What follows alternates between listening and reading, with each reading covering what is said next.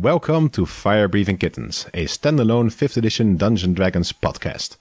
In this podcast, every episode is a standalone adventure that also fits into an overarching macro plot. Micro and macro plots, great word. Joining us today are Clip-Clop Napalm. Howdy, my name's Clip-Clop and I'm a centaur. I'm a ranger. I stand at a proud 6 feet 11 inches. I got brown hair. Well, my head hair is brown, but my horse hair, that's like more of a burnt umber. And my skin color, my skin color on my human parts is beige. There's a lot going on with me. I'm a centaur, I mentioned, and my eyes are green. Very well. Very clear description. Thank you. We also have Skirmish Killington. Hello there. My name's Skirmish Killington. I'm a 7'7" barbarian, Path of the Wild Magic. I've been putting on some weight, about 336 pounds. So, don't know if you know this, you join an adventuring guild, they have all the free ale you can drink. And that's a lot for me. So, putting on weight, hopefully it's muscle, because I'm also adventuring and whatnot. I got pale grey-blue skin, green eyes, nice pair of pants, and, that's about it. Ready for adventure. And finally, we are joined by Balpetor Windrest. Hi, I'm Balpetor Windrest, and I'm a half-elf. My skin is pretty tan from my mom's side, who's an elf, but I have my dad's icy cold blue eyes and brown hair. I wear a crude scale armor that I bought on sale, and I also wear a silver wolf pelt as a coat that I got from self-defense. And also, I was born short. I'm only 4'9", unfortunately, but I'm not letting that stop me to achieve glory. Awesome. Let's see if we can find some glory today. So, this adventure sees our unlikely trio walking down the streets of Nicomoy towards the south, some streets away from the guild hall. You have been sent on a personal request from the guildmaster himself, which I'm just gonna take a quick second to look up his name again. There it is. The guildmaster Nulasek sent you on a kind of a personal errand. He wants you to go to a contractor that is building a mansion in the south part of town and help him with a bit of a problem he has. Because he's hoping to curry favor, so in the future when he's planning some renovations for the guild hall, he wants to get a nice price, you gotta butter up your contractors before signing any contracts with them. So you're walking to the streets of Nicomoy on your way to your, hopefully, place of adventure, employment. We'll see what turns out to be. What are you guys talking about amongst yourselves while you're walking? So, Balpetor, you, what is the half in, you said you are a half elf? I'm a half elf, half human. Oh, paladin, by the way. Ah, paladin. All right. I used to know a paladin. Yeah, and I'm equipped with a sword and shield, ready to go on an adventure with y'all. So, what do you suppose that they want us to do at the mansion? I mean, do any of you have a background in construction? No, not me. I was an outlander, born in a nomadic tribe up in the mountains. I do know that, big houses can be kind of scary sometimes, from my experience. But, maybe they have a rat problem. Who knows? Right. I'm a mountain guy myself. It's good to meet a fellow mountaineer. Hey, awesome. I'm more of a rolling plains kind of guy. Grew up in the rolling plains. So I don't know much about mansions or mountains, really. Well, it's going to be a learning experience for all of us, then. Yeah, it's odd that they picked the three of us, perhaps the least qualified trio in the whole guild hall, but who knows, maybe there's a reason. Well, you're pretty tall. I can carry and pull a lot, so maybe that's why they thought we might be helpful. I don't know. And I got a sword. You are a trio of strong individuals, and as you round a corner, you are confronted by a worksite that is filled with a lot of more strong, armed fellas and ladies and others. You You see a half-constructed mansion. There's definitely the floor work has been done. There's a couple of walls being put up, pillars to support the next floor. But beyond that, it's still a bit sparse. You see a large human man shouting towards some of his apparent employees. He's got a nice helmet on that's been polished to a shine. He's got trousers with those belt buckles to keep it all up. And as he sees you three walking onto his construction, he's like, hey, hold it right there, bosses. I mean, this is a working site. You can just walk on here. It's dangerous. We can explain. We were called here by one of the contractors. I believe there was a problem. And we're here to help. I see. You're with the fire-breathing kittens? That's us. And I show him my knuckles, which is where I have the tattoo of the fire-breathing kittens. And I almost punch him in the face.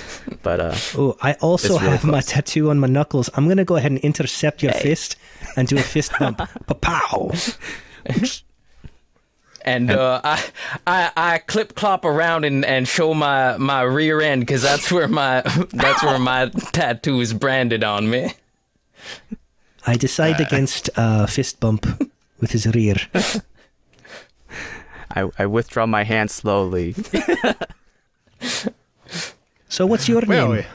Well, you're an excitable lot. I see your camaraderie. Oh God, come on, put the rump away. Good, put the rump away, man. Come on, not in my face. So I get excited sometimes. Oh yeah, I understand that. I like a party every now and then as well. But come on. The name's Mac and Cheese. I'm the foreman of this construction site. I've heard from Nulisek that he would send over some qualified individuals to help me with a little bit of a problem I got. Looking at you all, I'm very much hoping you are the qualified personnel he was talking about. That's us. And by the way, I love your nickname. What do you mean nickname? Oh, I mean, I'm sorry. Well, You're trying to make a little fun of my name there, fella. Oh, I'm peeking a little. I've heard around that your nickname is Cool Guy. So we love that nickname that you got. Yeah, that's the one. Can you make me either a deception or a persuasion check, your choice? I will do a persuasion check. One moment. Oh, what is the race of this person? Is he a dwarf? He is, let me double check to be sure. I'm pretty sure he's human. He is human. Okay. I have advantage against dwarfs, so that's all. And I want you to imagine that he's speaking with a Brooklyn accent. Oh, perfect. All right. I got a 13. He kind of looks you up and down, narrows his eyes. He's like, all right, cool guy. Yeah, I can live with that. That's a good nickname. Don't know who you heard that from. Never heard that before. None of my guys call me that, but I'll take it. All right. Well, apparently I'm cool guy. Head of this here construction site. So, Cool Guy, you say you've got a problem for us. What exactly is the problem? Oh, well, you see, a couple of my guys went missing a couple nights ago, and, well, I've been looking to replace them, but finding good help around here is kind of hard. So I just want to found mostly. They're probably not in any trouble or anything, you know. It's my guys are all hard working, so every now and then they like to go out, you know, have some fun, do a little party and have a little drinking. Sometimes they go a little, you know, too deep into the night, and then we miss them for a morning. But now they've been gone for 2 days, and that's just a little too much for my taste. So we need them back, you know. Otherwise, we're gonna not be finishing on schedule, and we can't have that. Not with this kind of client. Oh, who's the client? Oh, we're building a big house for this Don Ravioli guy. He seems to be in a lot of money. I heard that name before, but I forgot where it was from. So, about these... You can make a history check if you want. Okay, I'll go ahead and roll. And I got intelligence isn't my strong suit, an 8. Yeah, Don Ravioli, fun name. Okay. And how many missing guys are we looking for? 2, 3? Oh, was three of my guys. 2 of them were notes. Oh gosh. Take your time, cool guy. I'm sensing a little bit of a sarcasm behind the name when you're saying it. When he's saying it, it's fine. But if you're saying it, then that's just the way half-elves talk. Are you being a racist? No, absolutely not. Oh, not you, him. I'm trying to protect you. He just kind of gestures around his workforce, which are there's almost no duplicates of any race here. They're all pretty much different race. So he's like, don't you start with me, Sonny. I'm covered on this front. All right, we've had the commission over already. We are diversified over here. Well, that is why they call you cool guy. It really is. I thought it was because your helmet's really nice. I mean, as the foreman, I have a certain bit of appearance to keep up, We got to make sure the guys know who's top dog around here. Some of them kind of get a bit rowdy. Where did someone get a helmet like that, if I might inquire? Well, there's all kinds of hardware stores that sell them. We got some spare ones. Well, if you want a hard hat, we can get you a hard hat. It would probably be safer if some kind of health inspector comes by, see me talk to 3 guys on my work site without hard hats on. Might be in trouble. Will it? Yeah, that's a good point. He snaps his finger a couple of times and it's like, hey, come on, bring these fellas a couple of hard hats. We need some hard hats over here. Can mine be as shiny as his, please, Mr. Cool Guy over here? You see, it gives you kind of a look, and a couple of seconds later, one of his guys comes running over with 3 second-hand banged up hard hats. And as you look, you see that most of the guys here are wearing hard hats that have been around for a while. He's like, I mean, they say we have to wear hard hats. They don't say that we have to get new ones for every employee. I mean, it's recycling basically, which is good. That's good. I guess you work up to getting a shiny one. So maybe if we do a good job on this job, we'll get a shiny helmet. You were saying there were 3 missing guys. Can you describe them, please? Oh, yeah, there was this big blue dragonborn fella, and there was 2 Goliath brothers. Even though the rest of the crew is fully diversified, we do have 2 brothers on site. Don't want to separate family, So yeah, dragonborn and 2 Goliaths. Oh, they must be pretty big. So, I do kind of need strong guys around here, as you see. Most of the guys here are 6'10" and up and broad-shouldered. There are you can see about 2 women in range as well, and they're as big, if not bigger, than the guys around here. So, being only 4 feet 9, I'm just looking up at everyone, being towered. Lifting all these heavy equipment. I'm a dexterity-based paladin also, by the way, so... Yeah, dexterity. Yeah, the weakest stat. We know it. Oh, come on now, to be fair, in the world of construction, probably strength is king, so, Depends if you're a grunt or a Finnish carpenter or something. If you're a fine mason or something, do particular work, dexterity would be better, I would think, so that my friend here could have an advanced role in your organization. Yeah, I can serve drinks real fast. I like the sound of that. And he's tiny too, so he can fit into all the kind of nooks and crannies the big folk can't get into. Yep. Can't find anyone shorter. I like how your friend was kind of propping you off for specialty work, and then you immediately went to serving drinks, and he's like, oh yeah, we can cram them into small holes. I see the dynamic going on here. I like to be encouraging. So where was the last time, where did the 3 guys go again? They went to a bar? Oh yeah, there's a fun bar a couple of blocks back called the Rambunctious Raccoon. They've been hanging out there a lot the last couple of weeks. So pretty sure they went there 2 nights ago as well. And do they know anyone else here at work by any chance? Any friends that show any concern? Most of the guys here around here know each other. We're all big, one happy family. And one guy walks past here, says he's like fuck you, fuck you, man, fuck you, just pointed at each other. Sorry, I forgot my beeper. Beep. Beep. That's right. It's just work area talk. That's how they communicate. You see the love. Guys being guys, I know how it is. So you are. Do these 3 people, do they have names? I assume they do, question. but could you tell us what the names are? Oh, yeah, they're the Mickeys. All of them. Well, yeah. Why would they be the Mickeys if they weren't all called Mick? So 2 of them are brothers, right? And they're both named Mick. That sounds confusing. Hey, man, I don't pry into my guys' family lives and how their parents named them. That's all up to them.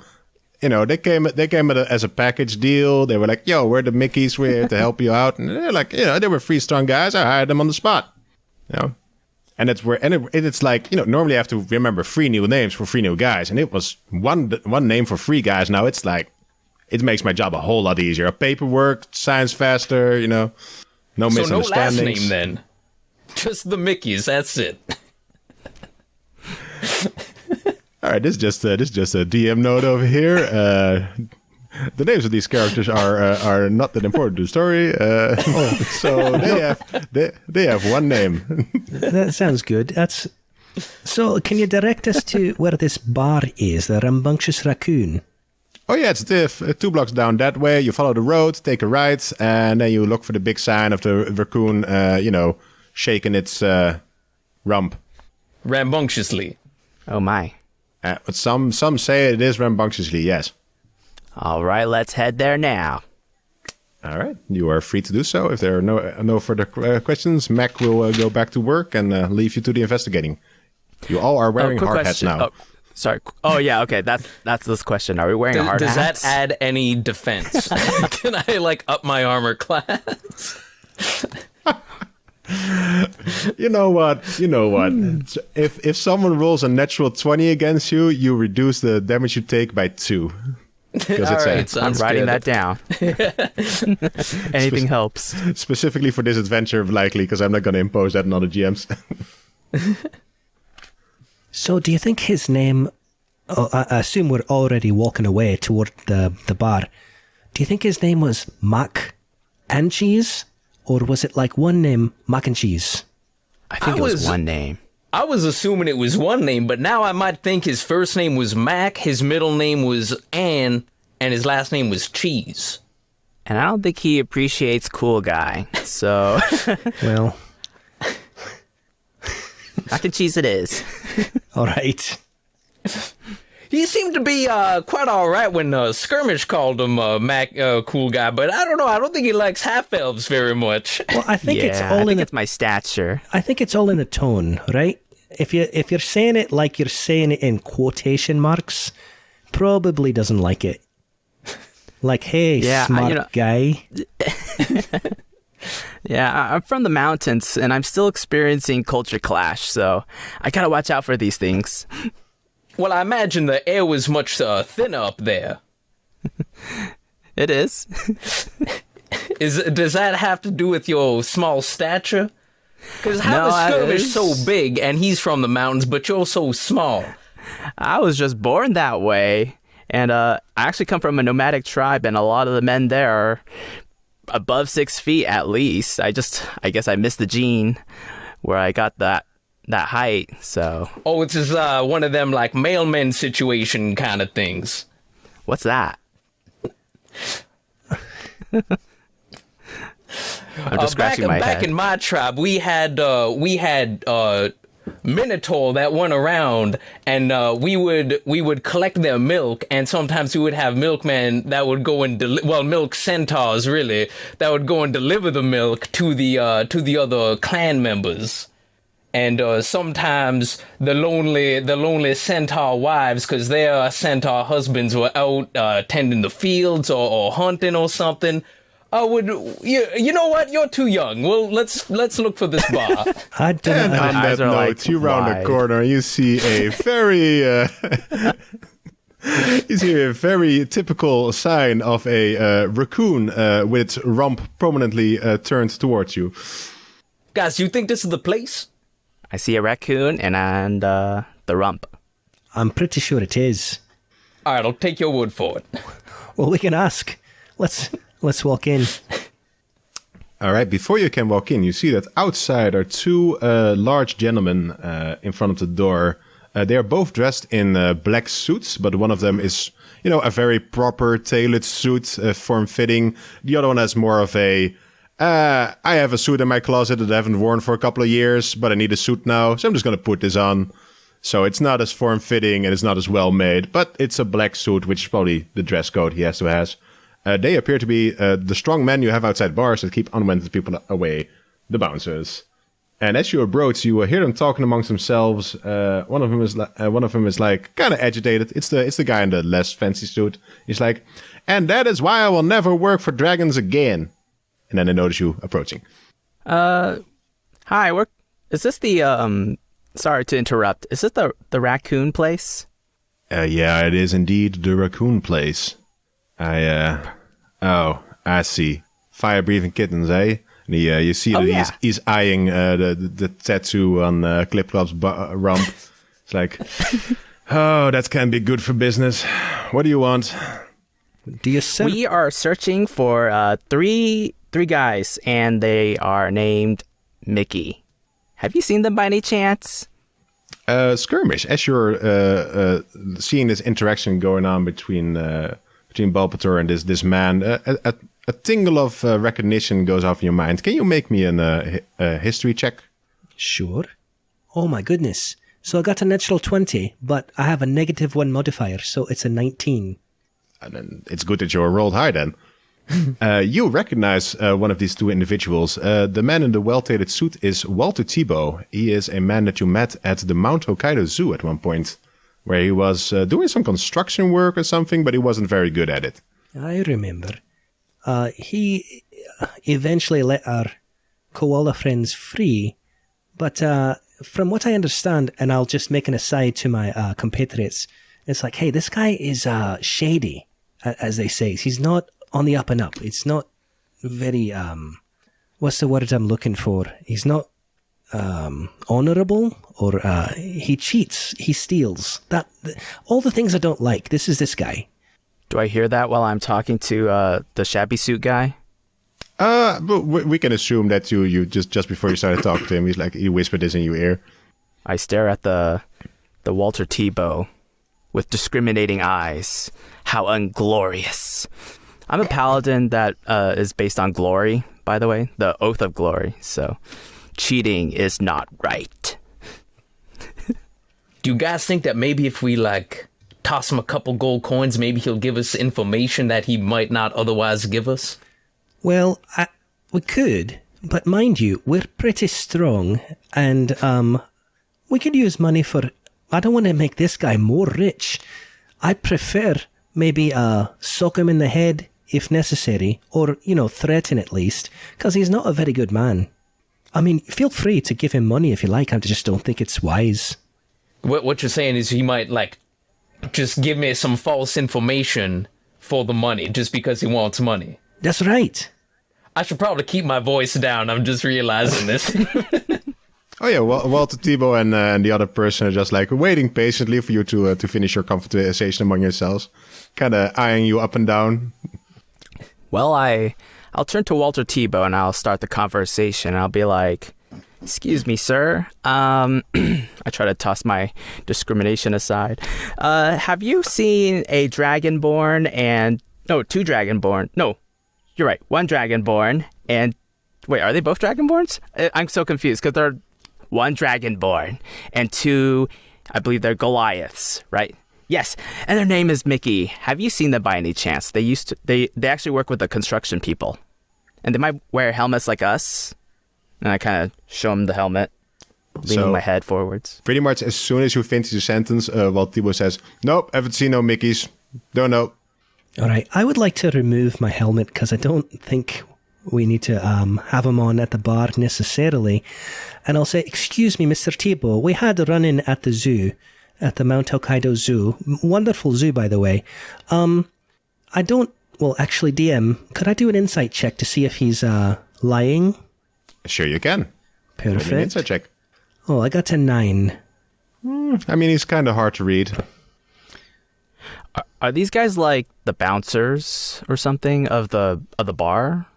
Yep, right? They appear to be the bouncers of the Rambunctious Raccoon. And to answer your question, he's like, "Yeah, I kind of remember your face. I had a pretty sweet gig going on at the zoo until your folks showed up. like I said, fire-breathing kittens, whenever they roll into town, business just goes downhill. And then the guy next to him pipes up. He's like, come on, the fire-breathing kittens aren't so bad. One of them healed me one time when I was killed by a baby dragon. So, they have some good points.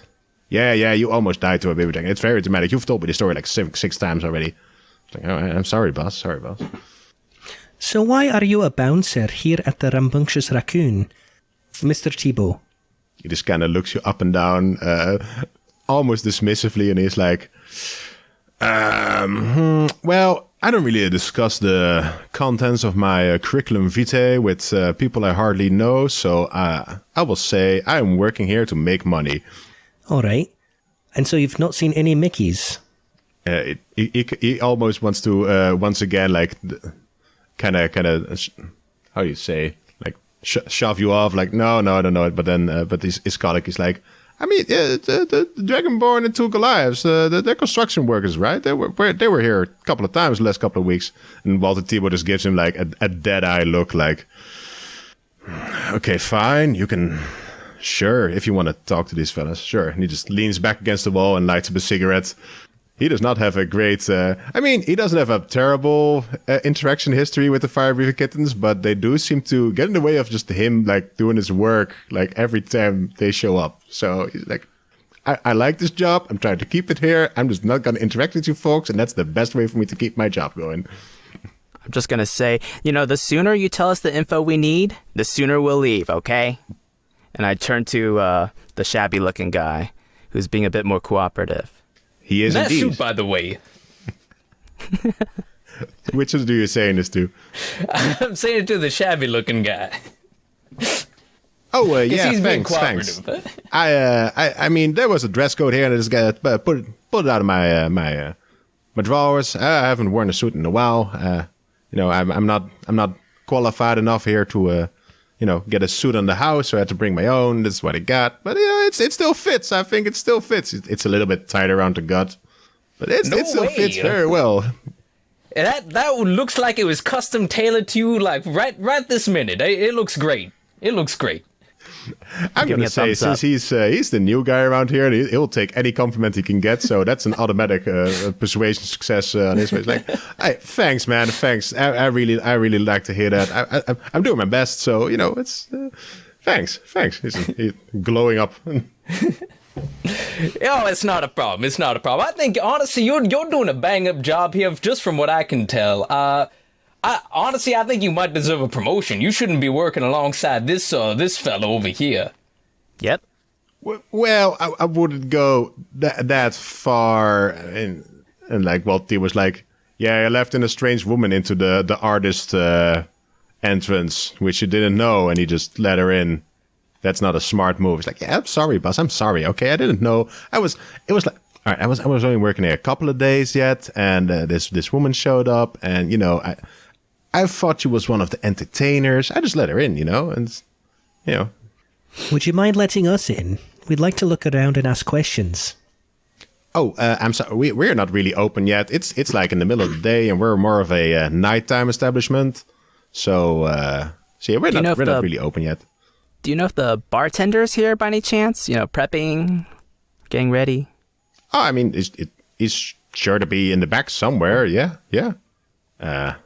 But I turn to. I kind of have to. It is my job to keep people outside, and we're not open yet, so I kind of have to keep you outside. That is kind of my job. So I'm sorry about that. It'll only be a minute. We're just gonna ask a few questions, and we'll be right out. I mean, if you have any questions, I can try to help you. See if I know anything. Okay, fine. We'll ask you one more time. Have you seen a Dragonborn and two Goliaths? Must be really hard to miss. About 3 times my size. Oh yeah. No, I've seen them. They've been coming around here. The last couple of weeks, couple of times. Did you happen to see them go somewhere? Did they come here like 2 nights ago, 3 nights ago? Yeah. Oh yeah. That was the night with the strange woman. Yeah, they were here that night. Yeah. All right. Okay. It was kind of my fault because I'm not supposed to let strangers into the artist entrance. It's only for performers, and I was working the door there. This woman in a strange, like, she had like I think it was like a dress made of like butterfly wings or insect wings or something. And, she was just appeared in front of the door, and I was like, good evening. And she just nodded, and I was like, all right, I guess you're one of the performances. Open the door, let her in. And then, a couple of minutes later, she walked back out with the Dragonborn and these 2 Goliaths, big buff guys, and also with the other bouncer that was working that night. Yeah. Oh, that's right. He hasn't been back to work for a couple of days as well. It's like, and Walter Tebow pipes up, like, yeah, why do you think I'm here? I got to work in the new guy because that guy ran off. And what's the new bouncer's name? It sounds like he might be missing too. Oh, the new bouncer in this case is the guy you're talking to. Oh. Yeah. And what about the bouncer that was taken? Oh, that was Shagan. Was he a dragon by any chance? Oh, no. He was a half-orc. He was a big, strong guy. Shagan the Dragon, I thought would have been a fun name, but half-orc, okay. All right. Hey, guys. I need to... Yeah, that's funny. I need to talk to you privately for a little bit. Excuse me, Walter, and what was your name? Meticulously dressed bouncer man? Oh, I'm Derek Novakova. Nice to meet you. All right, team meeting. Okay, so I've been in a couple of different places encountering more and more of these moth-like people, and they're not very nice. They like to take people, and I'm pretty sure that these 3 that we're looking for plus this other bouncer have been kidnapped. They live in a different, I don't know, somebody tried to explain it to me, I don't really understand it, but a different plane of existence, which doesn't make sense to me. But like rolling planes. Not like the planes where you're from. Like I don't know. So if you were to picture our world as a house, they're in a different house. That's how somebody explained it to me. It seemed to make sense. So they might live down the street, is what you're saying. Yeah, that's roughly what I'm trying to say. So what we should probably do is investigate the scene of the crime, or look around this artist's entrance. And apparently they like to leave some magical dust around. Don't touch it. It's not good for you. Oh, I already got some of that, actually. I got some of that dust. Oh, well, delightful. Well, Balpetor, then, you don't touch it. Okay. I mean, I do have this kind of dust that I got from my last mission. Makes my spells powerful, but I'll try not to mix those 2. Excuse me, Derek. Can we go look at this artist's entrance? Thank you so much for your help. And I would like to give him 5 gold pieces.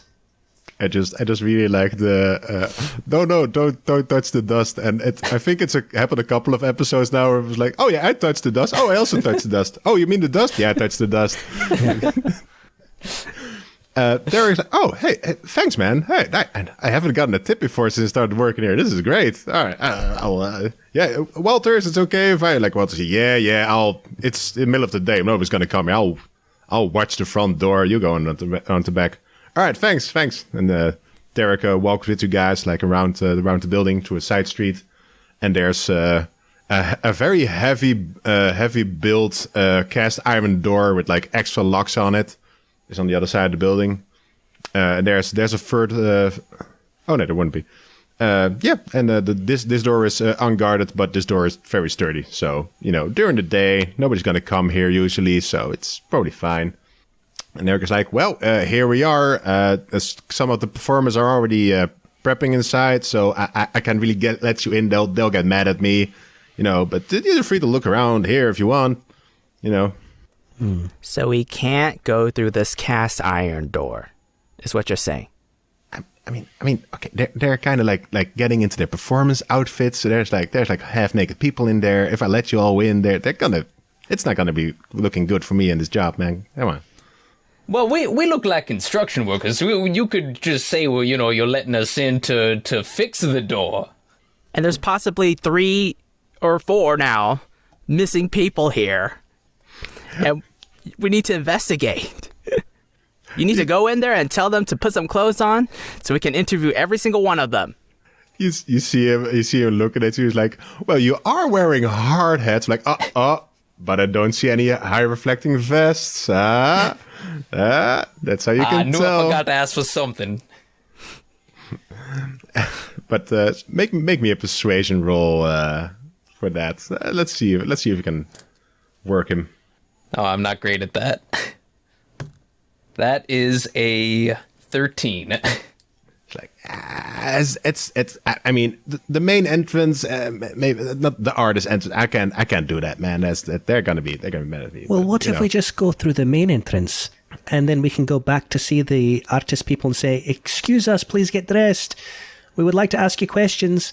And then, they're not surprised. Can we do that? I mean, I don't even know if they were working there that day. I know I was working and Chegan was working, but I don't know about the artist schedule. I mean, if you're looking around for weird things, there was this weird thing that they left behind. Oh? Yeah, Derek is one of those guys where, he used to have a different job where it was like a very cushy job, and this is first like kind of back in the real world job. So he's not really fast on the uptake. You gotta help him a little bit here. So what funny thing would you say was left? Oh, he's kind of pats his suit and like from one of the back pockets he pulls out a crumpled piece of paper and he's like, and rolls it out and you see like a piece of paper with like weird like shifting letters on it, which makes it very hard to read. Oh, they left this when they left. Shagan was like, "Don't worry, Hey, guy, don't worry. We're going to a party. Can you hold on to this for me?" The missus said, hold on to this for me. So I'm letting you hold on to this for me. So it's like a chain going on here. So so now I have it. That looks like a... Can I... Go ahead. Go ahead. Nope. Can I take the paper and analyze it much closer? Oh, sure. He hands it to you. And now I'm giving it to you. The chain continues. Oh. Is this bad? Can I make an Arcana check? See if I recognize what's going on here? Sure. Go for it. Okay. Alrighty. 17. All right. You sense that there's definitely some kind of magic in here that makes it like impossible to read the letter by normal means. If you have some kind of if you have either comprehend languages or magical detection stuff, then you may be able to get some meaning out of this. Actually, I do have... it's not quite detect magic, but I can open my senses as a Path of Wild Magic Barbarian and see what kind of magic it has. I'd like to do that, if I may. You certainly may. Perfect. Is it magical? You do sense some magic in there, and as you open your consciousness towards the possibility of magic around you. So Skirmish, how would you describe your magic? So it says, the description, it says, as an action I can open my awareness to the presence of concentrated magic. Until the end of my next turn, I know the location of any spell or magic item within 60 feet of you that isn't behind total cover. When you sense a spell, you'll learn the school of magic to which it belongs. That's true. That's true. I was more like on the broader scale. Like, would you say your magic is like unpredictable, uncontrollable, wild even? Very much so, yes. Great. So as you open your mind to magic and you start to sense the magic in this note, you see it kind of start flaring up, and the letters that are on the paper start kind of flowing out of it. And your magic is kind of triggering a thing here. And before you know it, you see the letters on this letter swim over towards you and just embed themselves in your skin. And as you look, Skirmish turns into a gray kind of whirlpool in the air, and he is gone. Skirmish, did I remember correctly that you had a servant thingy with you? I did, but I didn't call him with me. Oh, okay. That's fair. I turn to Derek and I grab hold of his collar. What did you do to him? Bring him back! I don't know, man. I just work the door. I don't do magic. I mean, I'm just a guy. I turn to Clip-Clop. Clip-Clop, what should we do? I've never seen any kind of like Well, vortex or kind of like tornado? I don't even know what happened, man. I guess, can I look up in the sky? Like, what do I see? Is he still up there? Or... No, it's not in the sky. It's just like in front of you. It's like a let's say about... Oh, vortex? Yeah, it's about a 7-8 feet tall rolling vortex of energy that's just like in the air hanging there. It's about 1 foot off the ground. Should we walk in? I don't really know what to do in this kind of situation. I shout, "Are you okay, Skirmish?" DM, am I able to hear them? You are not. Okay. Sorry, no answer for you, Balpetor. All right, how about this? We're not getting much of a response, it seems like. What if I just, like, put my hand in and see if I can, like, reach around and grab him? Or grab something? Does that sound like a good idea? Are you guys talking to me? Yeah. Oh, what was that? Sorry. I was like brain farting. It's like ... What was it again? Sure, I was saying, since we're not really hearing much of a response from Skirmish, should I maybe like try to stick my hand in there and see if I can like feel around for him? You know what? That's not fair. We'll both do it at the same time. I grab Derek as well, and we're all three of us are gonna put our hand in. On a count of 3. Are you ready, Clip-Clop? Make me a athletics check to grapple Derek and force his hand into the portal, because he is a pretty big, strong guy, especially compared to you. Let's see if speed works. I'm pretty good at my athletics. You said, right? Yes, athletics. Okay. Oh yeah. 17 plus 3, 20. All right, he rolled a natural 20. I rolled a natural 3, so I don't think he's gonna win that. He doesn't have that high of a bonus. All right, so yeah, apparently you grab Derek's wrist and just shove it into the portal at the same time as you guys do. And with a loud slurping sound, all 3 of you are sucked into this gray vortex, and the gray vortex itself collapses in on itself. Yeah. And like Walter Tebow walks around the back of the building. Are you kind of done around here? It's like, hello? Damn it, Derek. And just walks away. Meanwhile, inside the gray vortex, all 4 of you now are falling through, in this case, mostly space, not time, luckily. We're not in that part of the adventure yet. Foreshadowing. You feel yourself falling through space, and as you, with a thump, all 4 of you land on hard ground. Oh, hey, Skirmish, you here. Oh, thanks for joining me. What was that all about? Well, first of all, are you okay? Oh, I'm fine. I fall down often. That's not reassuring. Is this one of those things? Is it like one of those like other houses down the street you were talking about? Are we in it right now? Well, let me take a look around to see if this is a house I recognize. DM, is this a place I recognize? Sure. As you stand up and look around, you recognize some of the sights here. You are on a high cliff, and as you look down the cliff, you see the city of Nicomoy lying below you. If you would estimate that you have not teleported more than like maybe 10, 15 miles from the location where you were before, but you're on a very high cliff overlooking the city, and on that cliff with you is what appears to be, how should I say, an old crumbling cathedral overgrown with what looks to be black thorny vines that have been burned.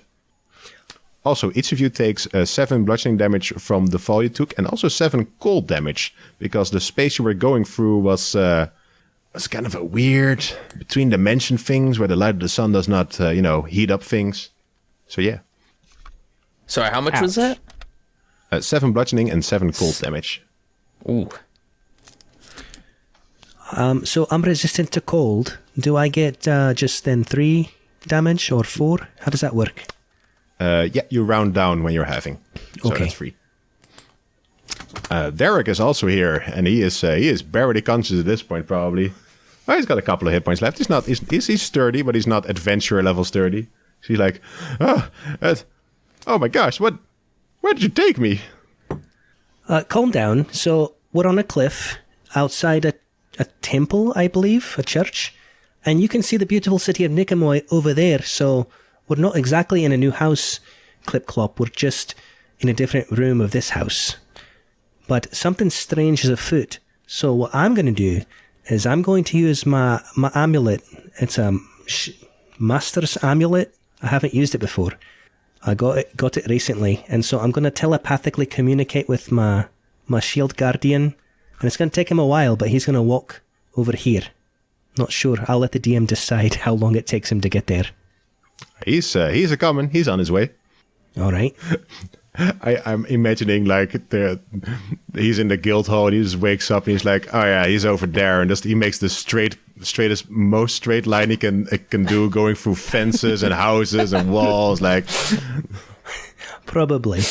His name is. I read he had a sign on him. His name is Deadly McKine, and so we're gonna have Mr. I just call him Mr. McKine because Deadly seems very aggressive. So he's going to join us soon. Says Mr. Killington. Hey, I didn't choose that name. My mother gave me that name. Oh, and it's lovely. It's lovely. All right, so you have one robotic servant incoming some undetermined time away from you. What do you want to do? I would like to take a look at this strange edifice. All right. Well, you are about 120 feet away from the front entrance of this cathedral. Like I said, it looks to be an old building. You see some masonry around it that has probably fallen off from higher parts, and the entire structure seems to be completely covered and overgrown with blackened, as if burned, thorny vines. Can I do detect evil again? Real close to the vines. Sure. Then I'm assuming you're walking up to the cathedral. Yes, I walk up. I just kind of analyze everything, and I cast detect evil. See what I see. See what I detect. I'd like to walk next to him, just by his side. I'm still. Yeah, and I'll hold Derek's hand coming with me, so all three of us come together. I'll just stand back and watch and make sure like nothing crazy is coming our way or anything. Derek is if you're dragging him towards the strange cathedral, he is definitely going to try and contest your grapple. So he's going to make an athletic check, and you can make another athletics check to hold on to him if you want. Oh my gosh, he's rolling so bad. I rolled a 16 and plus athletics plus 3, so 19. Yeah, you're good. You're good. I'm just like dragging him at this point. Yeah, I'm literally not paid enough for this. Literally. But yeah. Well, yeah, Skirmish gave you 5 gold, so like, don't be greedy now. I don't think this whole ordeal was part of the arrangement we made for the 5 gold. All right, I'm coming. Well, this whole thing happened when you gave us that paper. So this is really on you. You're basically a suspect.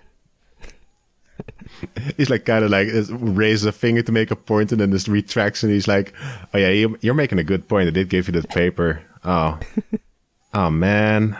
Oh jeez." He just kind of slumps his head and just lets himself get dragged by you towards the weird cathedral. There, so, Derek. It's okay. We'll look out for you. We don't blame you.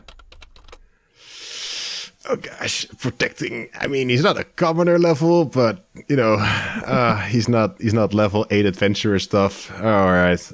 We're gonna drag along this poor individual.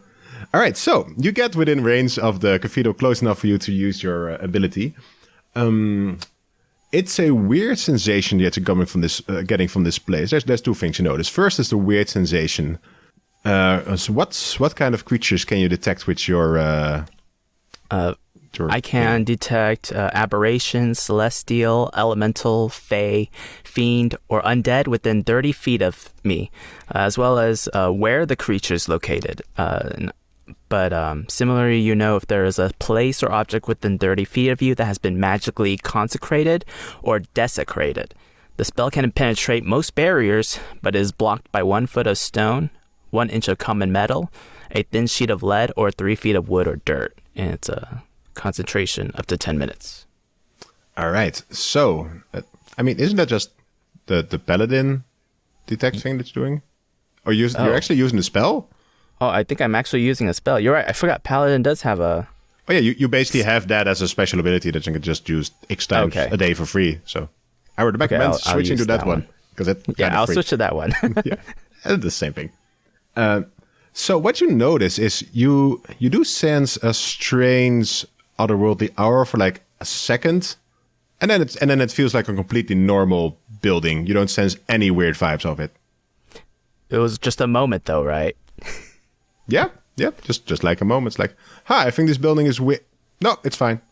He probably also detects a little bit of Fae, but that's just me behind him. Oh. There it is. The centaur was muddying up the signal, probably. Yeah, that's probably what it is. So there was a second thing that you notice now that you've gotten close to this building.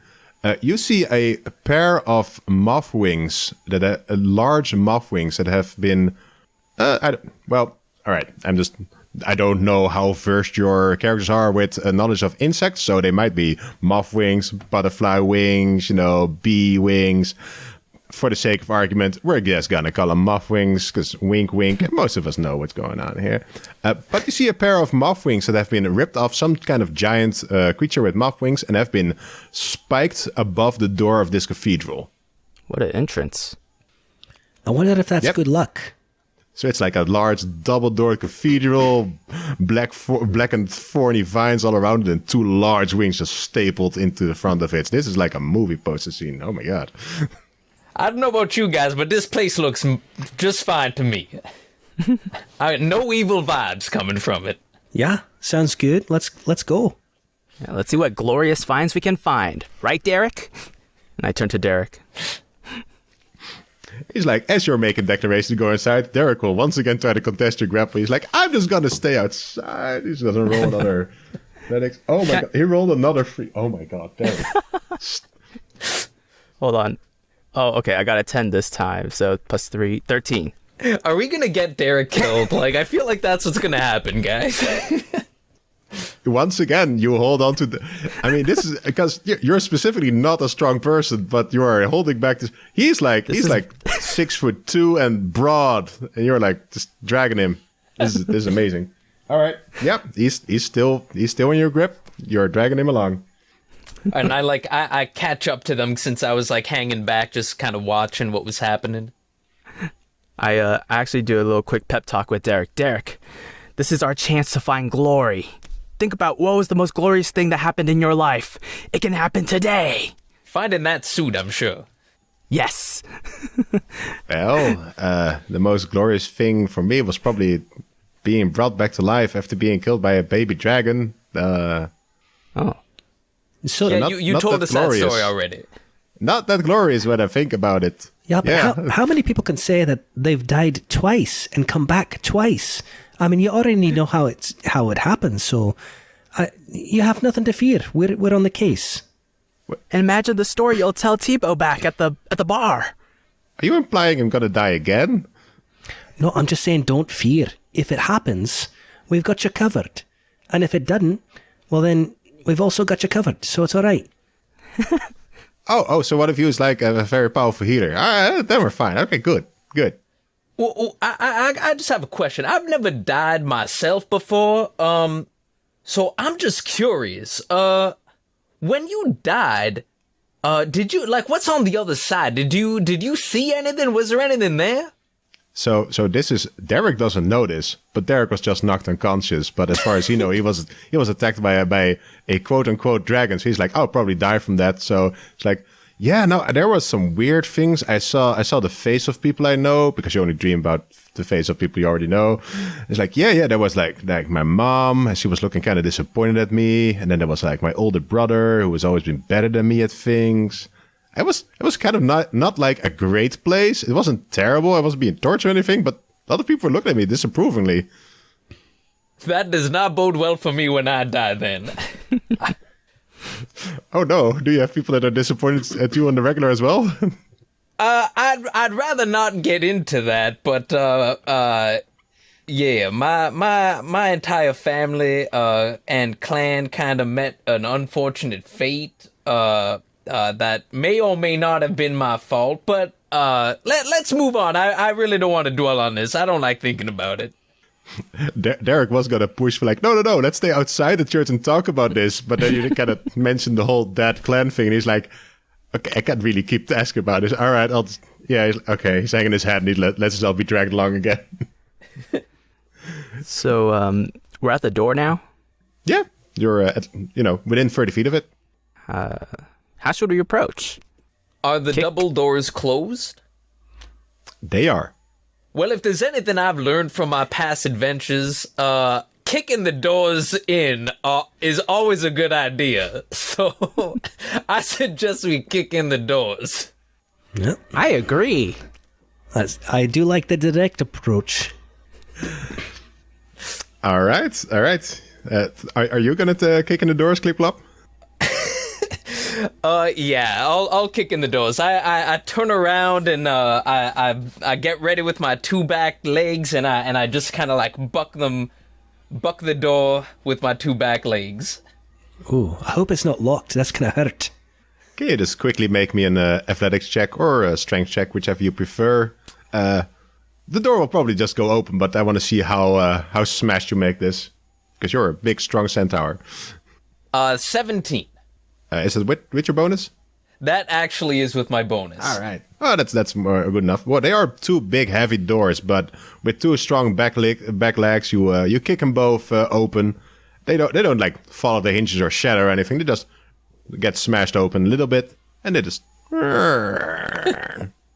the usual ominous door sound we all know and love. I would like to pump my fist when I see that happen, like, yeah! And I'll shout, fire-breathing kittens, freeze! Derek will also half raise his fist and go like, yeah! Now you're on the team. Way to go, Derek. I'm getting into That's the spirit. Yeah, I'm doing it, guys. Where you have a shadowy entrance to a cathedral in front of you. You can see about 30, 40 feet inside. That's where about the light stops. It appears to be a small entrance hall with another set of double doors somewhere in the back of that. There appears to be a collection of statues that line this from the entranceway to the second set of doors that you can see. I'd like to look at the statues. All right. Are you looking for anything specific, or just seeing what they're statues of, if they're people or what situations they're in? Like, is it a relief where they're eating grapes or something? All right. One half of the statues on the left of the path inside are all human-looking statues. They are not all of the same individual. They are different individuals, but they all appear to be human. The statues on the right side of the path all appear to be elven, also different individuals. Most of them are in like neutral poses. Some of them are holding grapes. Others are holding like flower wreaths, and some of them are holding bouquets of roses that kind of like overgrow them, and you think you see some of the rose thorns like embed in what appear to be the skin of the statues. And you said there's a back door like in the back area of the room? Further in. Okay. I would like to use my hammer and knock away some of the vines that are poking into the statue. All right. Well, the vines that I was specifically describing are part of like a stone bouquet that the statue holds. Okay. It's part of the statue. Never but mind. there are also some of the vines that are outside this cathedral also have grown into the inside of it. So there are some of these large blackened vines inside the room. So if you want, you can smash those. Yeah, I do like smashing things, so I'll go ahead and smash some black vines. All right. Skirmish walks into the room to smash some black vines. All right, go ahead and make me this is probably just a strength athletics to just see how badly you smash the thing. Or an attack, whichever you want, whichever bonus is higher for you. I'll do an attack. Go for it. I got a 15 to attack roll. And then, two hands. All right. I got a 14 damage. All right. You're wielding some kind of hammer, I assume? Yes. All right. So Don't that will take down the definitely, entire cathedral. I mean, a hammer for smashing vines is actually pretty great in this situation. Normally, it wouldn't really work because vines are usually kind of, bouncy. But these have been blackened as if burned, so they kind of crack easily under the might of your hammer.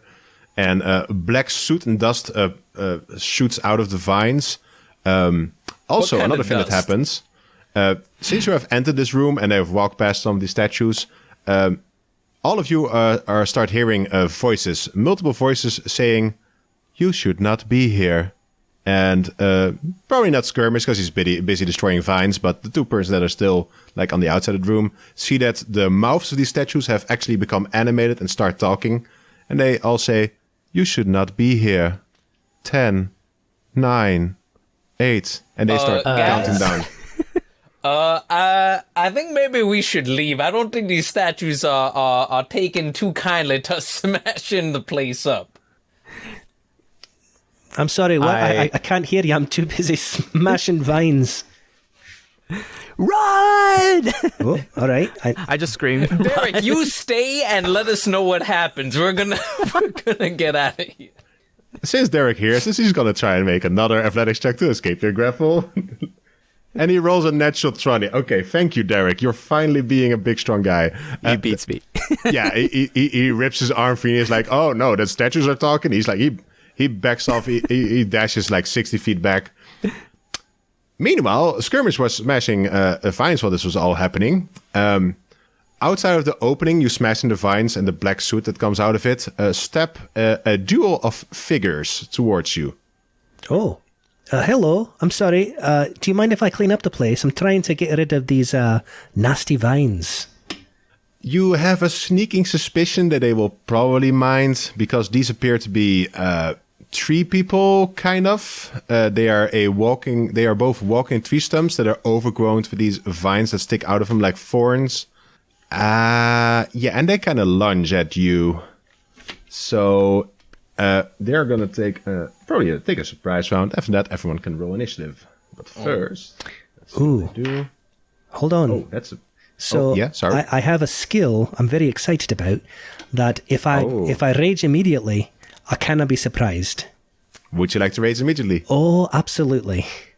Very well. Then please all roll initiative, and we will see if you are included in the surprise round. The others are not. But first, we all roll initiative. No, you go. I got a 12. You're raging. I also got a 12. I got a 10. All right. In that case, I'm gonna. Okay, Derek is not gonna join this combat unless they are specifically gonna attack him as well. All right. The strange three people that came in have the highest initiative.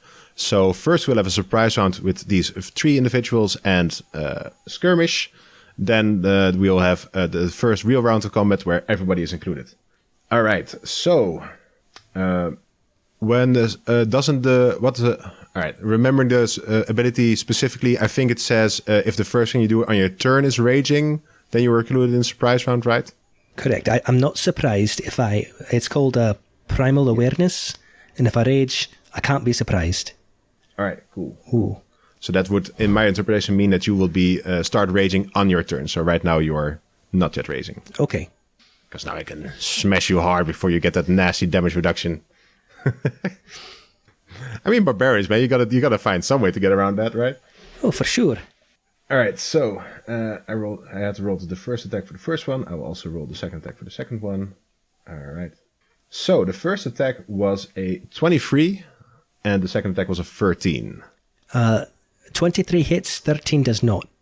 Can you give me specifically what your armor class is, please? It is 18. All right, and it's still 5 more than your armor class. That is good. That will trigger something else as well. Advanced monster mechanics. All right, so the attack that hits you, you are slammed with a thorny vine that's wrapped around this strange creature, and you take 7 points of piercing damage as the vines cut into you. All right. But more importantly, you also take 12 points of acid damage as some kind of strange rot starts to spread inside your veins. Ooh. And so, since I'm not raging technically yet, I don't have the piercing damage, correct? Yes, that's correct. Okay. So can you... Oh, yeah? Oh, I was going to say, as a reaction, I'd like to reduce the damage of the acid. So I can use, what is it called? Stone's Endurance. I can reduce damage dealt by 1d12 plus 4. I'd like to do that. Oh, that stinks. Well, it's a 5. It's the lowest I could possibly roll. So, yes, a 5 reduction. Oh man, if you had rolled high enough to reduce all the acid damage, you would have stopped this second effect, but you sadly do not. Right. From the point of impact, and from the point where also the strange feeling was spreading inside your body, something almost beautiful happens. You know, you look at the point of impact, you see the blood kind of flowing out there. It's not that big of a wound. It was only 7 piercing damage for you. That's not that much. But something grows out of it. It's like from your blood and from the strange stuff that they just put inside your wound, a wilting flower starts to grow and then gets overgrown by mushrooms that stay on your arm. Well, that's gross. Keep a note of that while the second attack would miss you, and you are now, it's your turn in the surprise round.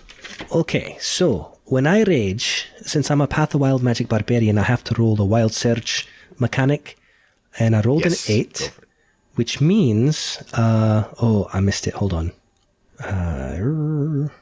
I'm almost hoping it's the flower one, because that would be interesting in this scenario. It's not, actually. How come I can't get to it? Basically, it's a bolt of light comes out of my chest, and give me one moment. All right, a bolt of light shoots from my chest. Another creature of my choice that I can see within 30 feet of me must succeed on a Constitution saving throw, or take 1d6 radiant damage and be blinded until the end of my next turn. So, there we go. I'd like to target the one that got the mushrooms on me, because I don't like that. So let me roll a 1d6. I got a 1. So 1 radiant damage to that guy, and sorry, you have to do a Constitution saving throw. Sorry. It was a 10. I'm assuming that's not enough. No, a 15 is the DC. So he's blinded and takes 1 point radiant damage before anything else. And that's just the start of your turn. Oh yes, very excited. So I would like to make a reckless attack, and I'm going to smash this tree that is now blinded. So give me one moment. Just so you know, since he's already blinded, you already get advantage to attacks. You can still reckless attack if you want, but... Oh, yeah. Well then I won't reckless attack and just take advantage normally. I appreciate that. I mean, oh my gosh. Saves you from getting attacked, with advantage. So. I got a natural 20 for 29. Hey. Ooh, damn. That hits. Big damn. So, let's see. So I'm raging, so that's 2, plus the 200 damage is 10, and then whatever critical I would get from that. The 200 damage is 10? What do you mean by that? I'm using 200 on my hammer, like hitting him with my hammer with 2 hands instead of one-handed a weapon. Oh, you mean it's a versatile weapon, so the damage size is bigger? Sorry, yes. Oh, all right, sure, yeah. And for the crit, you just every dice involved in your damage is doubled, so you can just roll all the dice again. Okay. So I got a 5 additional. So 11 plus 2 plus 5, 18. All right. Or was it 11 or 10? Sorry. I'll take 11. Okay. I'm trusting your insight. 18 plus the 1 radiant from the bolt. So there we go. All right. He is now blinded and has been a large part of his trunk has been smashed pretty heavily. You have a second attack, I believe. I do. Oh, that's fantastic. With advantage again. Blinding people is pretty good. Non-natural 21. I guess, of course, it's non-natural, but not crit. That also hits. I got a 10. So 10 plus 2 for the rage, so 12 total. All right. You know that he is not looking this tree overgrown tree individual is not looking very well. He's got 2 large dents from a hammer inside him, and a small searing bit of radiant damage. And I'm gonna say that's for these mushrooms. Disgusting. I'm so glad you mentioned the mushrooms. At the end of your turns, the mushrooms start to grow, and they grow by extracting some of your life energy. Your maximum hit points are reduced by 10. Oh. Oh.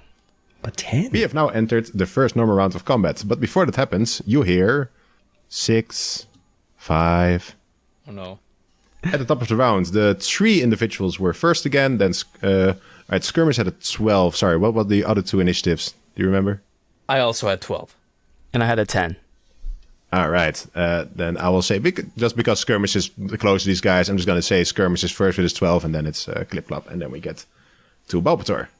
Derek has a 1, but it's there. Don't mind it. He automatically has a 1 on initiative in this combat.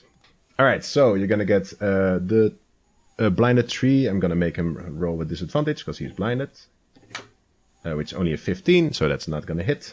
The other 3 individual is going to roll normally. For a natural 20. Oh, right. Okay. So that would make it... that's also 5 above your AC. So you are hit by another attack that smashes into you and starts, growing another flower thingy. Sorry, yeah? Is that me? Oh, yeah, you're the only one, right next to these guys. Right. Okay. So, yeah, sorry, so right. That's 14 piercing damage and 18 acid damage. Oh, yeah. Oh, I'm going to reduce the piercing in half for 7. How much acid damage did you say? 18. All right. It was a crit, so, Right, no problem. No. But sadly, since it was more than 5 above your AC, because it's a natural 20. Oh, no, it wasn't more than 5, was it? He rolled a natural 20, so it's a 25 total in this case. Oh, yeah, then I guess it was. Yeah. I mean, strictly speaking, a natural 20 doesn't automatically give this effect, but I'm just going to assume that with a natural 20, he will get above 5 somewhere. That's all right. Yeah, you're the DM. Yeah. I'll trust you. Oh, you shouldn't say that. Oh, DM's out to get you. All right, so you got a second... where do you want the second, flower then mushrooms to grow? So, I suppose on top of my shoulder. All right. So one on both shoulders, a nice shoulder pads. Right. Pauldrons. I mean, all right, so Clip-Clop. Sorry. No, it's first we're once again going to Skirmish. Okay. So I believe I can use the magic bolt every time as a bonus action as long as I'm raging. So please make a Constitution saving throw, the one that is not blinded. He rolled a 2. All right. He is blinded, and he will take 2 radiant damage. All right. If you know normal 5th edition mechanics, normally you would get a save against ongoing effects on the end of your turn. You didn't get one this time, so is there anything you would like to do against the mushrooms on your body, or just gonna attack? I don't know. I'd like to deal with that later. I'm very insulted, frankly. So I'd like to deal with this nonsense and then deal with the mushrooms later. I'm not very smart. I don't know if I know you know that. That's probably fine. Don't worry about it. It's fine. I'm sure it's just fine. They could be tasty.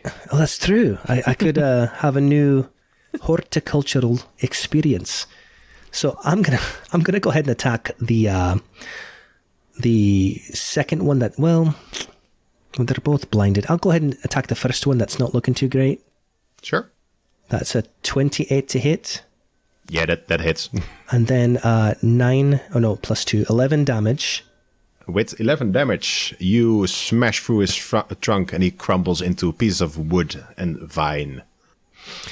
I would like to spit on his woody corpse. Is that a free action? I will allow that as a free action, oh, sure. Perfect. So, like that. That's for the mushrooms. Careful, it might grow. That's true.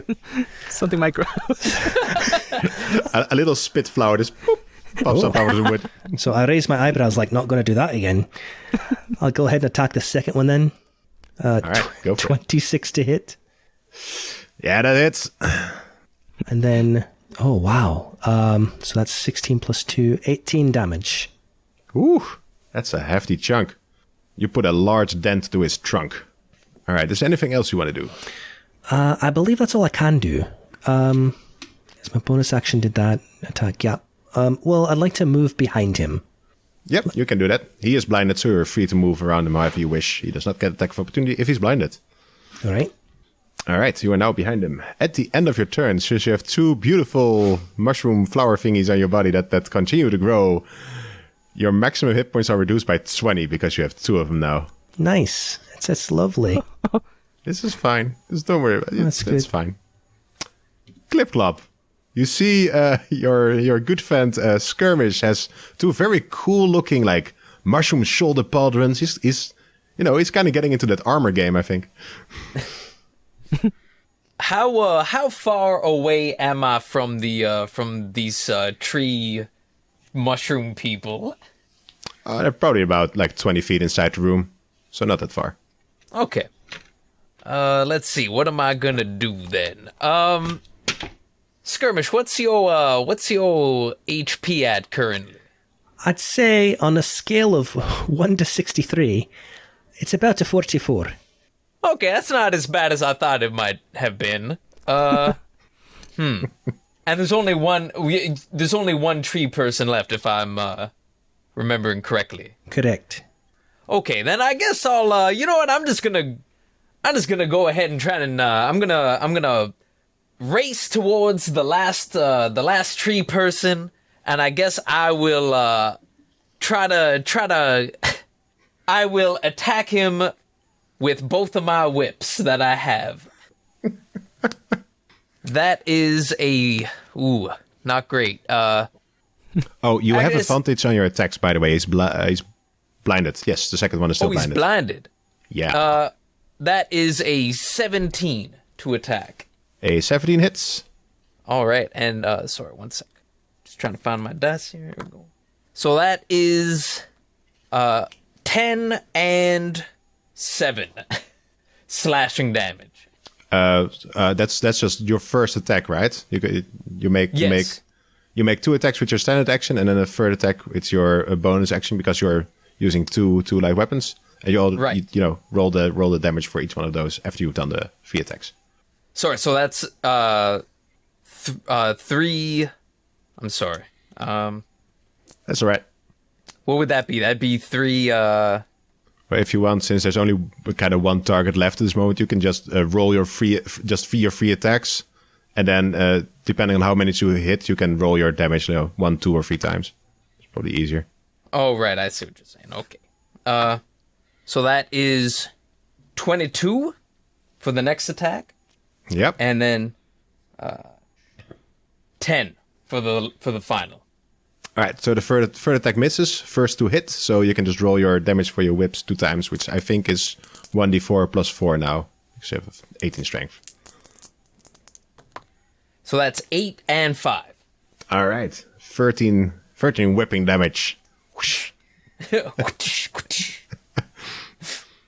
Well, I mean, normally if you whip a tree, you wouldn't think it would do much, but you're a strong fella, so you're whipping the bark of this tree individual.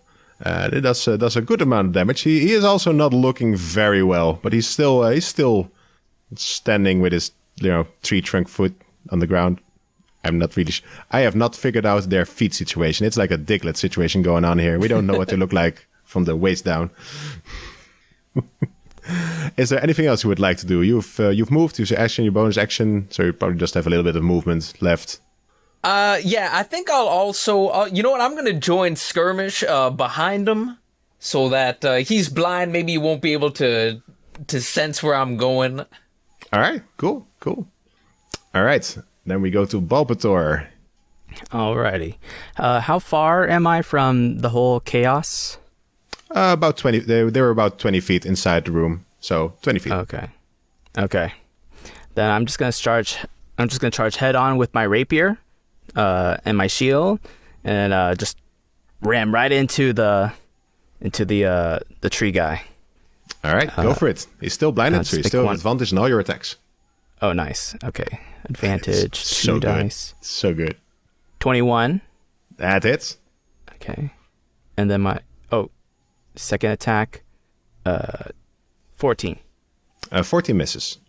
Okay, so 1 damage. 1d8. Oh, that's bad.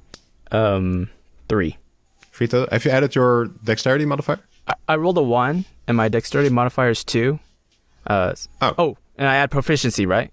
Not to the damage. Okay. Yeah, You so... You still only have +2 dexterity modifier? Yeah, it's 15. All right, I put it sure. all in. I put it all in charisma, which is at a 20. So I mean, he was very low, but he's not like 3 hit points low on damage, so he just barely survives for another round. Oh man. Do you have any small bonus actions, smitey things or something? oh yeah, I have smite, right? Oh yes, if you Yeah, hit with an I think attack, I'm you can gonna just say use that to that then. smite. Yeah, I think I'll use smite for the attack that hits. All right. Okay. What do I do again? You just expend 1 spell slot. If it's level 1 spell slot, you do 2d8 extra radiant damage. 2d. Which is pretty good. Okay. 2d8 radiant. Okay, so 7 and a 1. So that's 8. 8 damage. All right, and with that extra radiant damage, a glow inside the tree person lights him up, and then he just bursts out from the inside out. He is felled. But we are not out of initiative yet, because we are back at the top of the round. You hear 4, 3, 2. Skirmish, you are up. Well, I'm not very aware of my surroundings. I would like to hit something else. So, are the warnings coming from either the human statues or the elf statues or all of them? You're not sure if it's all of them, but you're at least sure that it's both the humans and the elves. You also still have 2 mushrooms on your body, just say. It's true. Well, I suppose I will use my action to pick away at one of the mushrooms, just yank it out. All right. You can excise them. Oh. There it is. You can excise one of the mushrooms if you want. That's sure. That's fine. Yep, I would like to do that. All right. Can you make me you can either choose a medicine check or an attack roll for this. Attack roll. I'll use. I'll probably use my my javelin because it's pointy to kind of pry it out. I don't think my hammer would do very good. So attack roll it is 18. All right, that's more than enough. Yeah, you jam your javelin in there, just wiggle it around there, pop out the mushroom thingy. You do inflict 5 piercing damage on yourself, but it is out. I am raging, so it's only 2 damage. That's halved. So here's a question.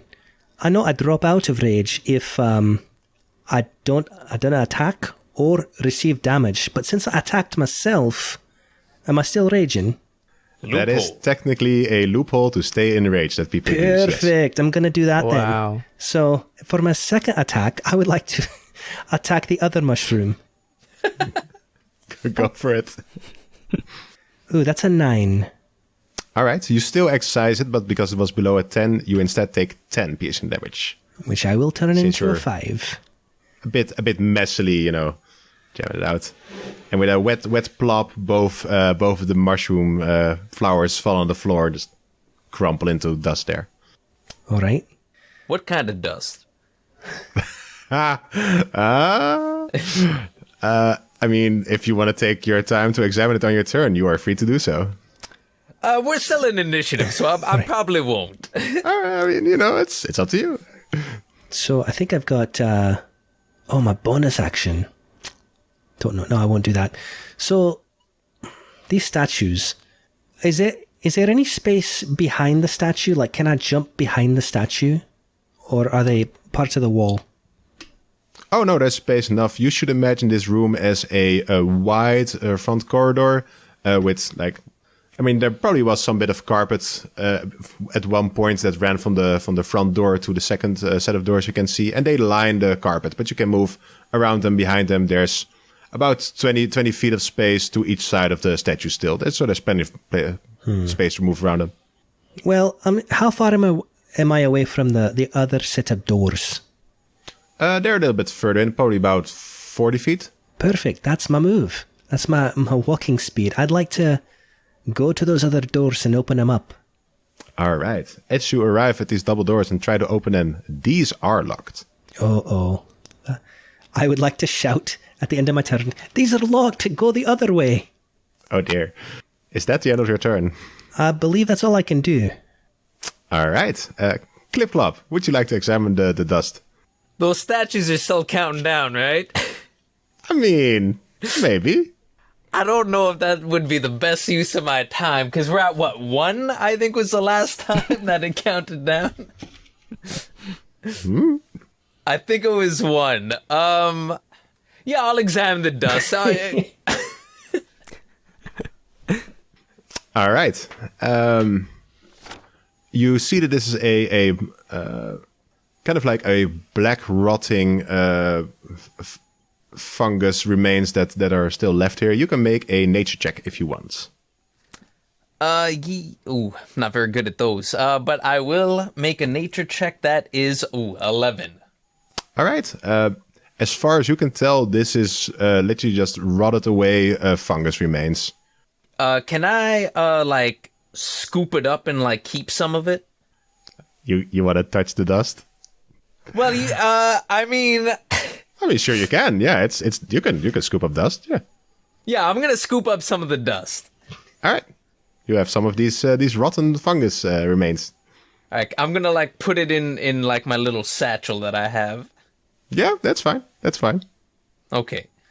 There's faces being made by the other players. I love it. Is there anything else you would like to do in your turn? No, not yet. Maybe next turn. You're gonna stay right there? You know what? Since you said that, no. I mean, I'm not suggesting any course of action, but You do have options. I'm gonna just kind of like maybe go back towards the front of the 2 doors that I kicked in, and I'm just gonna kind of like stand between like outside and inside, if that's okay. yeah, you want one of those doors to be between you and the nearest statues? Yes. All right. Balpetor, what would you like to do in your turn? Well, I get up slowly, and I walk into the middle of the room, and with my sword and shield, I say, I am ready for whatever challenges you are giving me. Face me! And I wait until the timer runs out. The middle of the room is like right in the middle of all the statues. Yes. You are aware of this. Yes. All right, then. Balpetor faces whatever is coming head on, getting ready for its glory. Yep. At the top of the round, 2, 1. Oh, hold on. Before you say 0, can I ready or something? I don't know. I feel like I should get like a bonus, since I'm readying myself. I mean, right? I'm assuming you're using your action to present yourself to the world in a heroic fashion. Yeah, I am. So I'll just brace myself for whatever's coming. I'm expecting like a big blast, like a rock blast or something from the statues. So I'm just readying myself. I mean, you can use your action to take the dodge action if you want, but you don't really need it, right? Oh, you don't? Oh, okay. Buff, okay. Tough guy like you? Come on. Okay, you could continue the countdown now. All right. It's quiet for a moment after 1, and then you hear, "You are not welcome here." 10, 9. What? As nothing seems to happen. Balpetor, please take a point of inspiration, because I thought it was very, very well in character for you, seeking glory. Like, I'm pretty sure these things are going to attack me or explode. I'm just going to face them head on. I like that. All right, I'll add that. Yeah, these statues just seem to continue to count down and repeat this over and over, just as some kind of, warning thing that kind of messes with you. Can we pretend that I didn't run for the nearest exit, please? I mean, you can if you want, but you're not going to get any inspiration for it.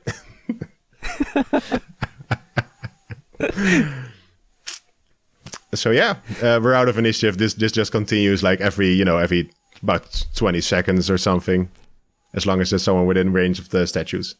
Hey everyone, how does everyone feel about taking a short rest? I don't know about you, but I could go for a rest.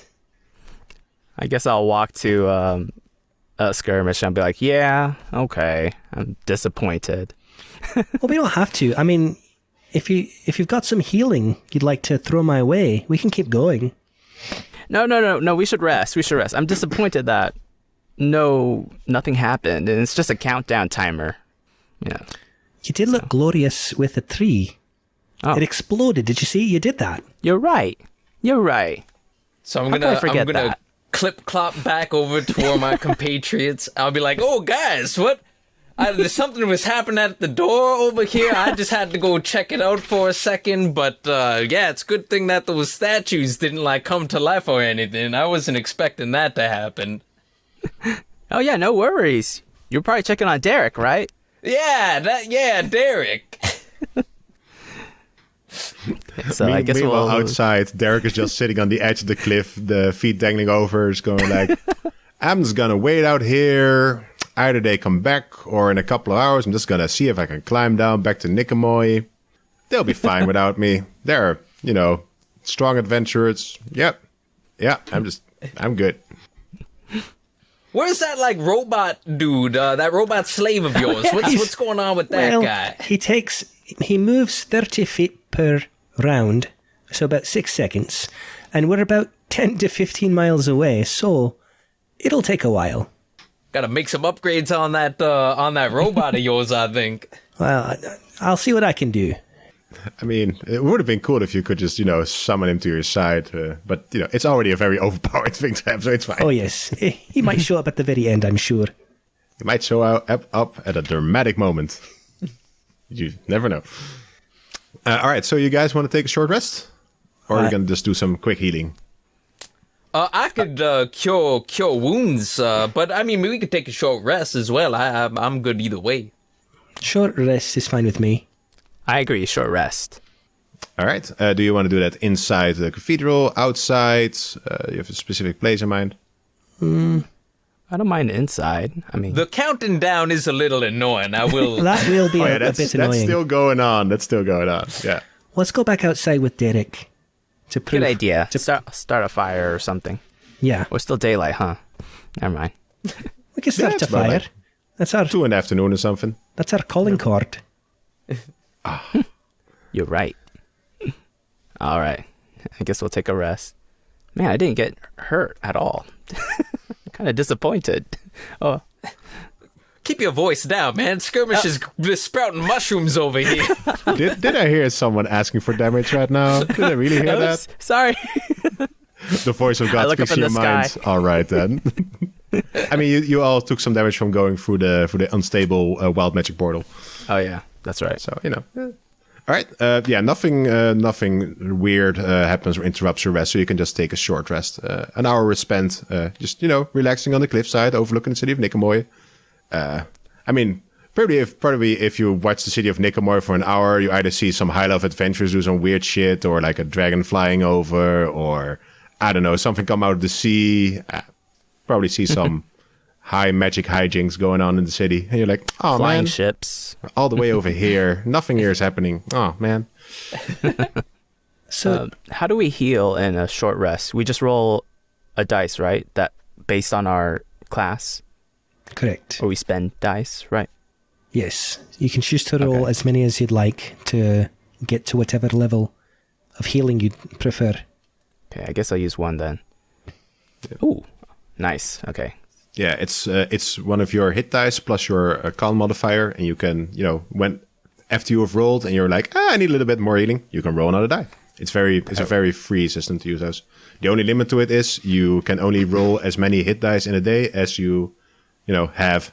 So Okay. you all got 8, so you've got more than enough healing to go around for now. I think Paladin's 10, so... Yeah, it's a D10, but you have like 8 of those dice because you're level 8. Oh, okay, yeah. Yeah. Yeah, But well, I I'm full wouldn't health worry now. about holding back on them and just keep rolling until you're back at max HP. Out of There's not, curiosity, do I get any max health back? Oh, I'm so glad you asked. You do not, unfortunately. It is not a permanent thing, but you need a little bit more than a short rest to get rid of those. No Either a problem. long rest or high level healing magic would do it. Okay. Yeah, so you need some time to restock your blood in your body, which takes more than an hour. To be fair, probably takes more than just a night's sleep as well. But it's D&D rules. So I have a herbalism kit in my equipment. Would it be possible to maybe like pluck some of these mushrooms off of Skirmish and see if I could maybe like make something out of it? I've taken all the mushrooms out of me. I think you picked up the last of them. I do not want any of those on my body. Oh, I thought there was still some more. My mistake. I mean, you do have some, leftovers from what you picked up from the floor. If you want to concoct something with those. I was hoping to like throw those in someone's face at some point in like a dramatic fashion. So maybe I'll hold off on that. It's a very high level insult, just throwing rotting fungus at someone. You are not a fun guy, froze mushroom. That's a good one. Hey. Ew. Heyo. All right, so I'm assuming you all roll your hit dice until you're propped up again. Yes. All right. Derek has also rolled his hit dice. He wants to get it back as match health as well. He's out of hit dice right now because he had 2. He used them both, but he's looking pretty good. Derek is almost back to full health, probably. Yeah. It's like, all right. So you guys done with that cathedral place? We're going back to the city now. I'm assuming. Well, is there anything else to learn from this cathedral place? Like they keep counting down. What's that all about? It just seems Should we go back in and see if maybe there's something we're missing? I'd like to unlock that door if we can. I could try kicking it. Try kicking it down. When you get hooves, everything is a nail, something like that. I know what I can do. So with my hammer, I got a new hammer, by the way. This one's called Good Cheer. So I got kindness and good cheer.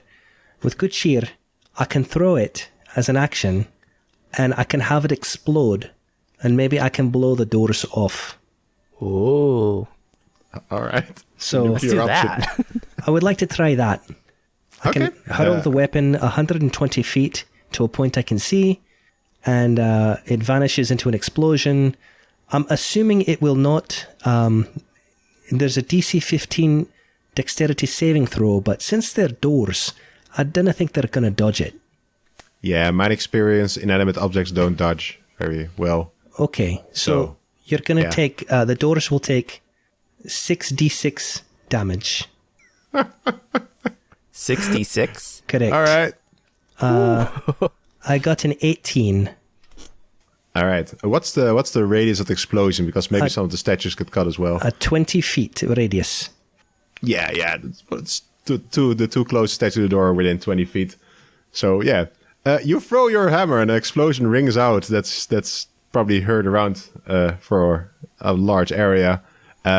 As the dust settles, the doors are blown open. That's for sure. That's if you throw a grenade at the door's not gonna hold.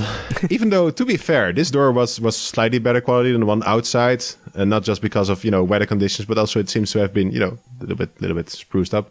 But it's open now, and the two closest statues, like the top halves, have been kind of blown off. So there's a bit of statue rubble around.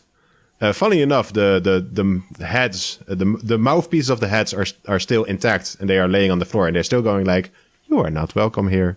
10, 9. Creepy. I would like to pick up one of those heads and put it in my backpack. I think it'd be a great prank down at the guild hall. It's like, hey, guess what? You're not welcome here. Ha ha ha. And then as an action, I can have the hammer reappear in my hand. Cool. That's a handy hammer. Oh, for sure. Was there another head? There is. Well, it's mostly just a mouth, but it's still intact enough to do the speaking thing. I'll grab the mouth and I'll throw it right through the door that's been opened and see what happens. You are not welcome here.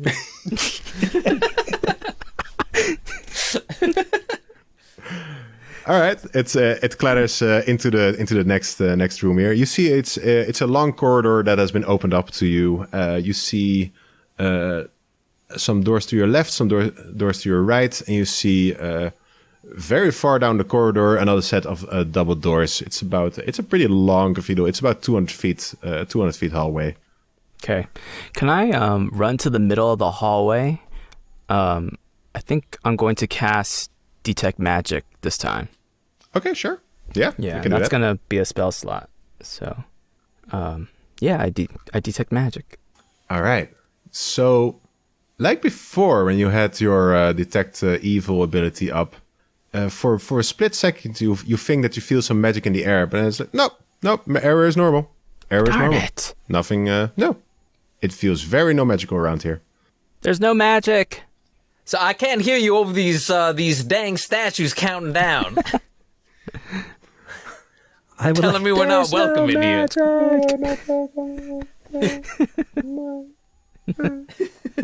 There's no magic.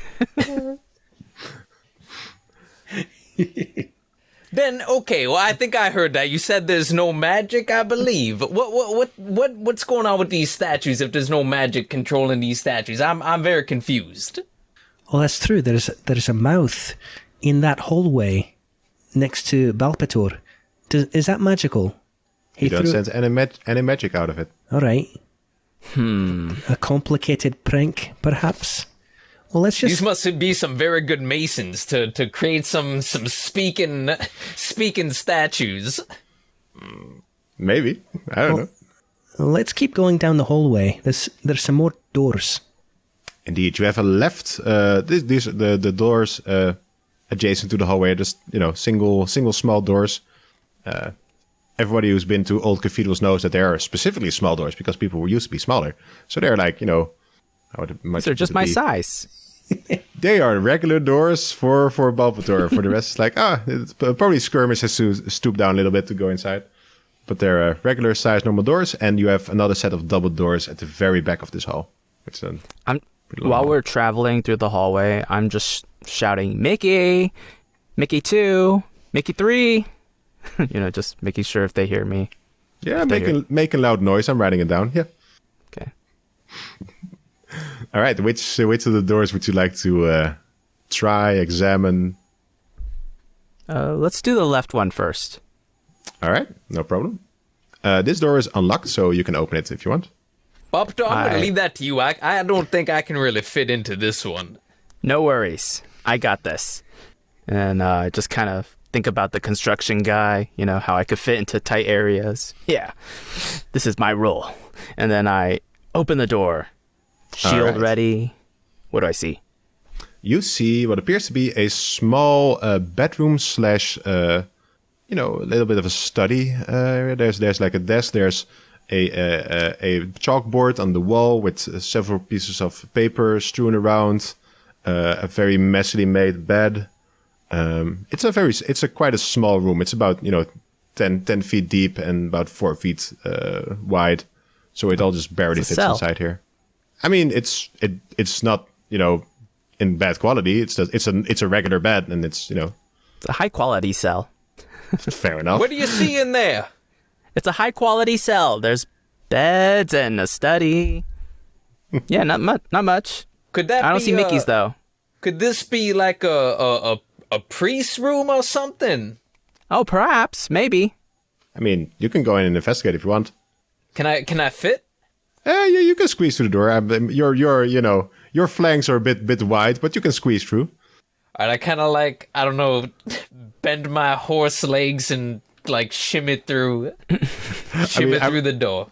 I'm imagining if you go inside this room, you have to go backwards out of it because you probably can't turn.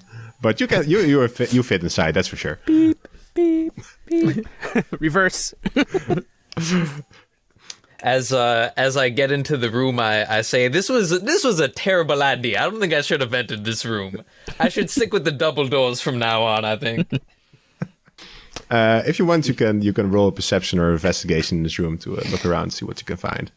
Yeah, I'll let's see. Can I do that too at the same time?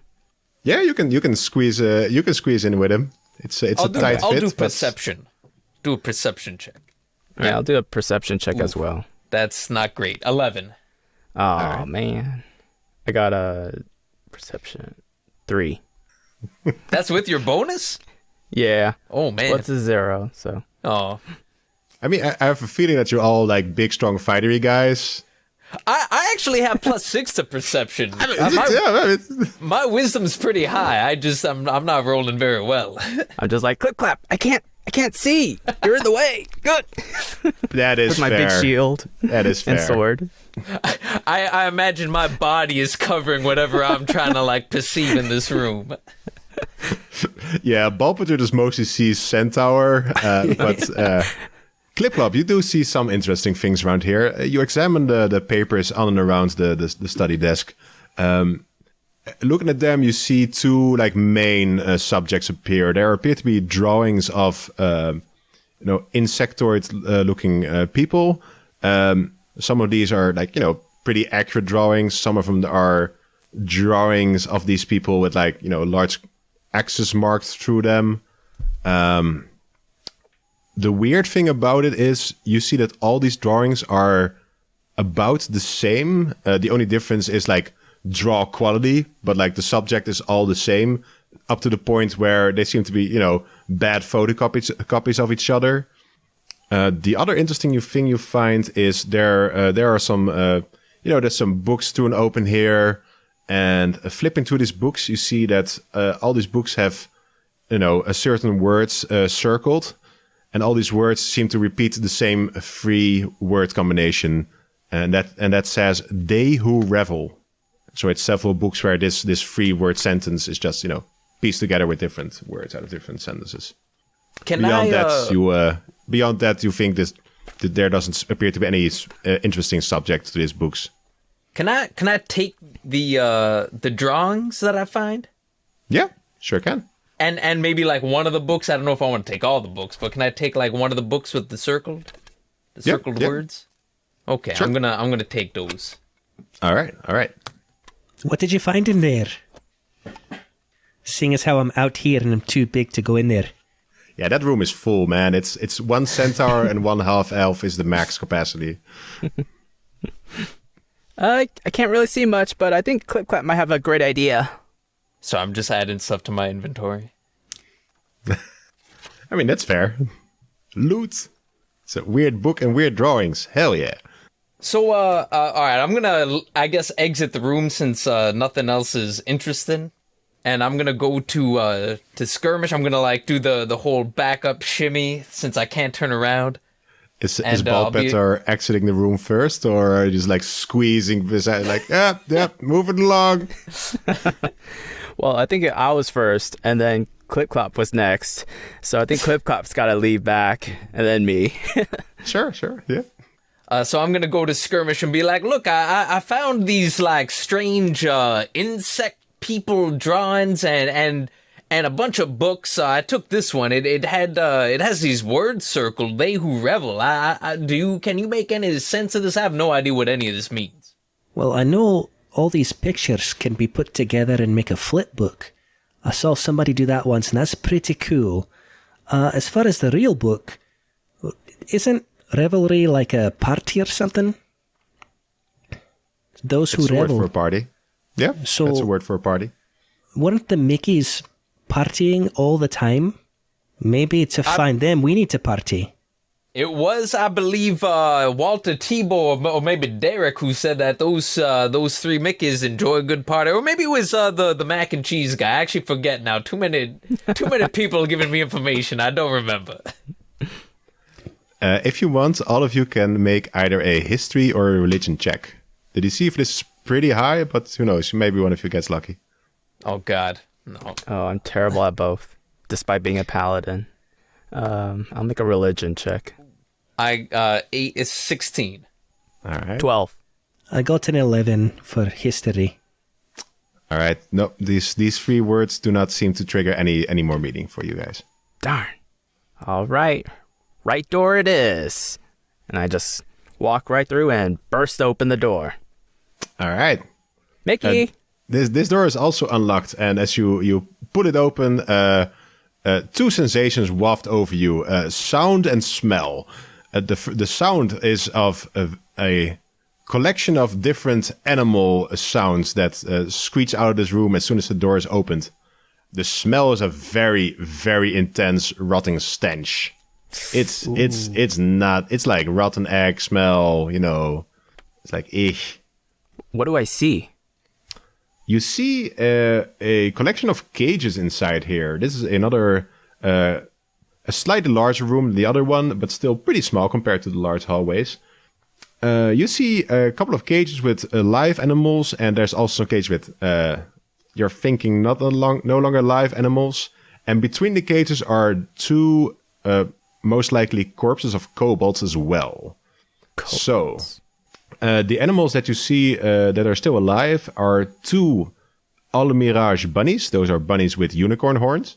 There's a owl, a giant frog, a flying monkey, and all the way in the back is the source of the stench, a stench cow. A what? A stench cow. Stench. How do you spell that? Stench and then cow. Oh, cow. Yeah, it's a stinking cow. This is a classic D&D creature. It's a cow, but it stinks. It's a stench cow. It's amazing. I kind of like peek my head a little bit, and I'm like, "Hey, Skirmish, smells like those mushrooms growing on you in there." That's pretty ripe. You're like, "Mrrr," as the cow appears to think that you're talking about him. What size animal is this cow? I will say that it's a pretty young cow, so I'll say medium. It's a medium-sized cow. All right. Is it a female or a male? Oh, it's a cow. You tell me. I believe all cows are female and all bulls are male. I believe as a worker of among the cattle and the minotaur, that's kind of something I picked up. Sorry, my intelligence is showing. I go up to the cow and I remember something in a book saying that if cows aren't milked in a while, they get some sort of infection or something like that. So I attempt to milk the cow. Hey, what are you doing, Despite the smell. Despite the smell, I'm milking the cow because I read in a book that they should always be milked. I can't tell if it's been milked or not, and it doesn't look like anyone's been here, so that's the only explanation I can So think as you of. attempt to milk the cow, let me quickly look something up. What? Can you make me a Constitution saving throw? Oh, wait, what? Okay. You're too close to the smell. Oh, I think you're right. Constitution. Yeah, the stench cow literally has a stench aura. Can Okay, make you 9. Poisoned. You are poisoned until the start of your next turn. Oh, wait. no. I can't be poisoned because I'm a paladin. Oh, look at that. Isn't that Nice. just diseases, though? Oh, yeah. Hold on. Let me see. Oh, yeah. I think there's a difference between disease and poisoned. It is. It's only for one round, though, so... Oh, really? Oh, my goodness. Darn it. Okay, yeah. You're right. I'm going to get poisoned. Do you still attempt to milk the cow? No. I back off like a cat. Like, oh, jeez. I mean, I tried. I was going to make you do an animal handling check because the poison would have been a disadvantage. Was going to be funny. Yeah. But that's fair enough. When you get poisoned from the smell of something, you back off of it. Yeah. It just kind of looks up at you like. It's I'm also sorry. most of these animals are in a cage. Like the cow is just like tied to the wall with like a rope, because they're not very agile, so you can easily trap them. Is there room for me in the room? Oh yeah, this room is somewhat larger than the other one. All three of you could fit inside here. I would like. I would like to release the animals. Good Okay, idea. Sure. Why do you think they have these animals here? I'm assuming they're test subjects.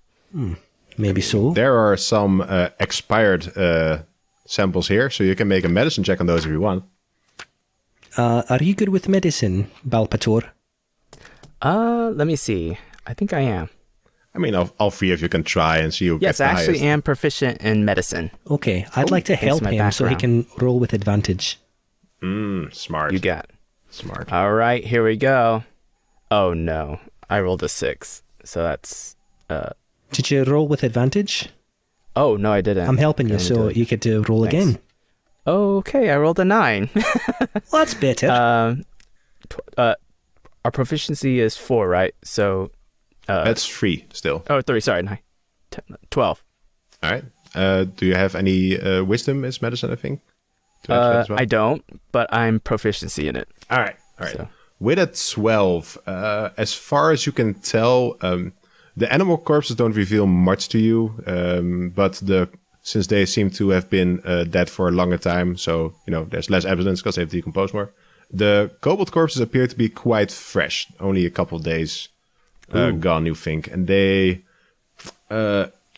kind of like husky, like all the fluid has been drained out of them in some way. That's kind of gross. It is. It's not a great scene. Skirmish, you wanted to release all the animals. Still doing that? Correct, yes. All right. You open the cages. All these animals seem to be quite, even though they're making sound, they're not that, agitated or exciting. As you open the cages, like, they kind of look at you and they just start making their way out. But you would have expected, like, when you release them to, like, just for them to just bolt away. But they seem, calmer than you would expect for some reason. So because I'm still like at the door, the entrance, kind of like blocking the way. What were the animals again? There were two like unicorn bunnies, a giant frog, and the stench cow, I believe. Also an owl and a flying monkey. Ooh, what size is the flying monkey? I think they are small. Let's see. Oh my goodness! Flying monkey. Question mark. Yeah, small beast. Okay, as all the animals kind of like rush out, I'm just gonna like whisper. I'm gonna whisper to the flying monkey. I'm gonna be like, "Hey, you want a buddy? you want a friend? And I just kind of like I stop it from flying away, and I just like put it on my shoulder, and I start petting them real nice, and I make him my buddy. I just like whisper in his ear. I'm like, you're mine now. You're my friend now. It was kind of cute until you went to do "You're mine now." Can you make me an animal handling check? An animal handling check. Yes. 19. Oh, very good. All right. Yeah, since these animals weren't very spooked or agitated, it seems to be quite calm. And as you start speaking to this monkey, it sits on your shoulder. Do you give it like any like food ration, like nuts to nibble on or something? I'm gonna give him some of the mushroom. No, before you do that, Yes. can you talk to animals? And if so, can you ask them? Because once when I was at the zoo with my friend Wing, he talked to all kinds of animals, and you're a ranger, so ask them what they're doing here. So unfortunately, I can't talk to animals. So no, I can't ask them, unfortunately. Well, then I guess feed him the mushroom. Wait, maybe the flying monkey can, understand us and do hand gestures. Would you like to try to communicate that way? Yeah. I'll communicate to it. Flying monkey, who's now Clip-Clop's friend. What's going on here? His name's Flappy. Flappy, what's going on here? I'm just kind of waving my arms at the dead kobolds and, just everything, the cow. And in the meantime, is Clip-Clop feeding him the mushrooms? It's like, see what happens. Yeah, I'm gonna feed him some of the mushrooms. Okay, some of the mushroom cool. dust. Yeah, that's fine. All right. He may not accept it, mind you. He can probably smell that it's nasty. But his friend gave it to him. Oh, that's true. He trusts him. So the monkey kind of looks. Flappy kind of looks curiously at Balpetor gesturing wildly around the room. It looks kind of bemused. Just nibbles on some of these, mushroom remains. You see it kind of like kind of start coughing some black dust. He'll and be okay, guys. And you see a small mushroom pop up out of the top of his head. I will say, I do have experience in excising those. If you'd like me to remove that, I can. And then go nuts. All right. I'm going to try and save you, Flappy. Before you do that, as the mushroom spouts, you suddenly hear Flappy speaks like, Oh, that wasn't very tasty. Wait, what? It has appeared to gain the ability to speak from consuming this mushroom. Well, I will not excise the mushroom then. I'll put my javelin away slowly and quietly, as if nothing ever happened. Clip-Clop, can you give me some indication of what kind of personality you would like this flying monkey to have? It's your buddy now. He's I get the feeling that he's kind of like a mischievous little like devil monkey almost, like very happy-go-lucky. All right, okay, all right. Oh, that was a strange taste in my mouth. Didn't really like that. Hey, buddy, you got a smoke? Gotta wash the taste out of my mouth, you know. If you feed a guy a weird mushroom thing, at least you can do is offer him a smoke. I got a water skin. If you want some water, I'll take some water. I like some water. I tell you what, there is a bar down in the city, and they have smokes there, and we can take you there. But before we do that, can you answer a few questions for us? The Flappy kind of looks at Clip-Clop. It's all right if I talk to strangers, or my baboon mama always said, don't talk to strangers. You know, they offer you candy and take you places. They're not strangers. They're our friends as well. But you answered to me. All right, boss man. What do you want to know? Sipping water. What is this place, and why were all those animals in there? Oh, it was terrible. It was absolutely horrifying. That was terrible. You know, there was this strange, small, old-looking woman thingy. She came in here, took some animals, brought them back. They started acting weird. They were kind of like, you know, a little bit shrunk almost. Look at the little scaly fellas down on the ground. They're shrunk inside. Yeah, she did weird things to them, you know. I've been here for a while now. I'm very happy you guys came along and let me out. Huh. I was thinking I wouldn't get another bourbon for the rest of my life. So do you know, like, when was the last time you've seen this lady? I mean, it's a pretty dark room in here. It's hard to tell time, you know, but I mean, feeling-wise, maybe, you know, 3 or 4 turnings ago. Those are days, right? What are days? Okay. Probably days. Probably. And that kind of matches the same time when the brothers Mickey's and the bodyguards were taken, right? Or was like 2 days ago-ish estimate? 2 nights, you were told. Yeah, 2 nights. So I mean, I've been hearing people walking around, you know. That might have been curious. Yeah. I mean, there was also this thing going like, hey, you don't belong here. 10, 9, 8. But that's been going on for a while. So this lady that came in, what does she look like? He points at Balpetor and he like scrunches up his face like, here. So, Alright. like a half elf or a full elf, maybe? I mean, there were some pointing ears going on. That's for sure. Half elf, maybe. Or full elf. Or full elf, yeah. Did she have any wings? Not as far as I could tell. I got pretty big wings, so I'm pretty sure I would have noticed. He spreads his wings wide. Whew, it's good to be able to spread them around a bit. Yeah, air them out. Yeah. Yeah, go flap around a little bit, Flappy, if you want. Just come back. Oh, hell yeah. He just flies around the hallway because it's the largest, you know, direct area. Ooh, this is great. So Clip-Clop, I'm very happy I have a new friend. But I keep coming back to, I'm not sure what this place has to do, if anything, with the Mickeys. And is it the same lady, or are we just in the wrong place? What do you think, Balpetor? You know, it's kind of hard to... I don't know. That's a good question. I'm just kind of looking at my notes. Luckily. This woman definitely has something to do with it, I think. Whether or not they're here, it doesn't seem like... I mean, there's dead animals, a stench cow. This place doesn't smell too good. They're likely not here, unless...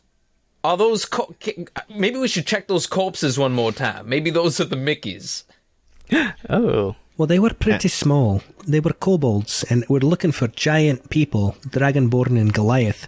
Do not think it was them, unless they removed all the fluid like Flappy was talking about.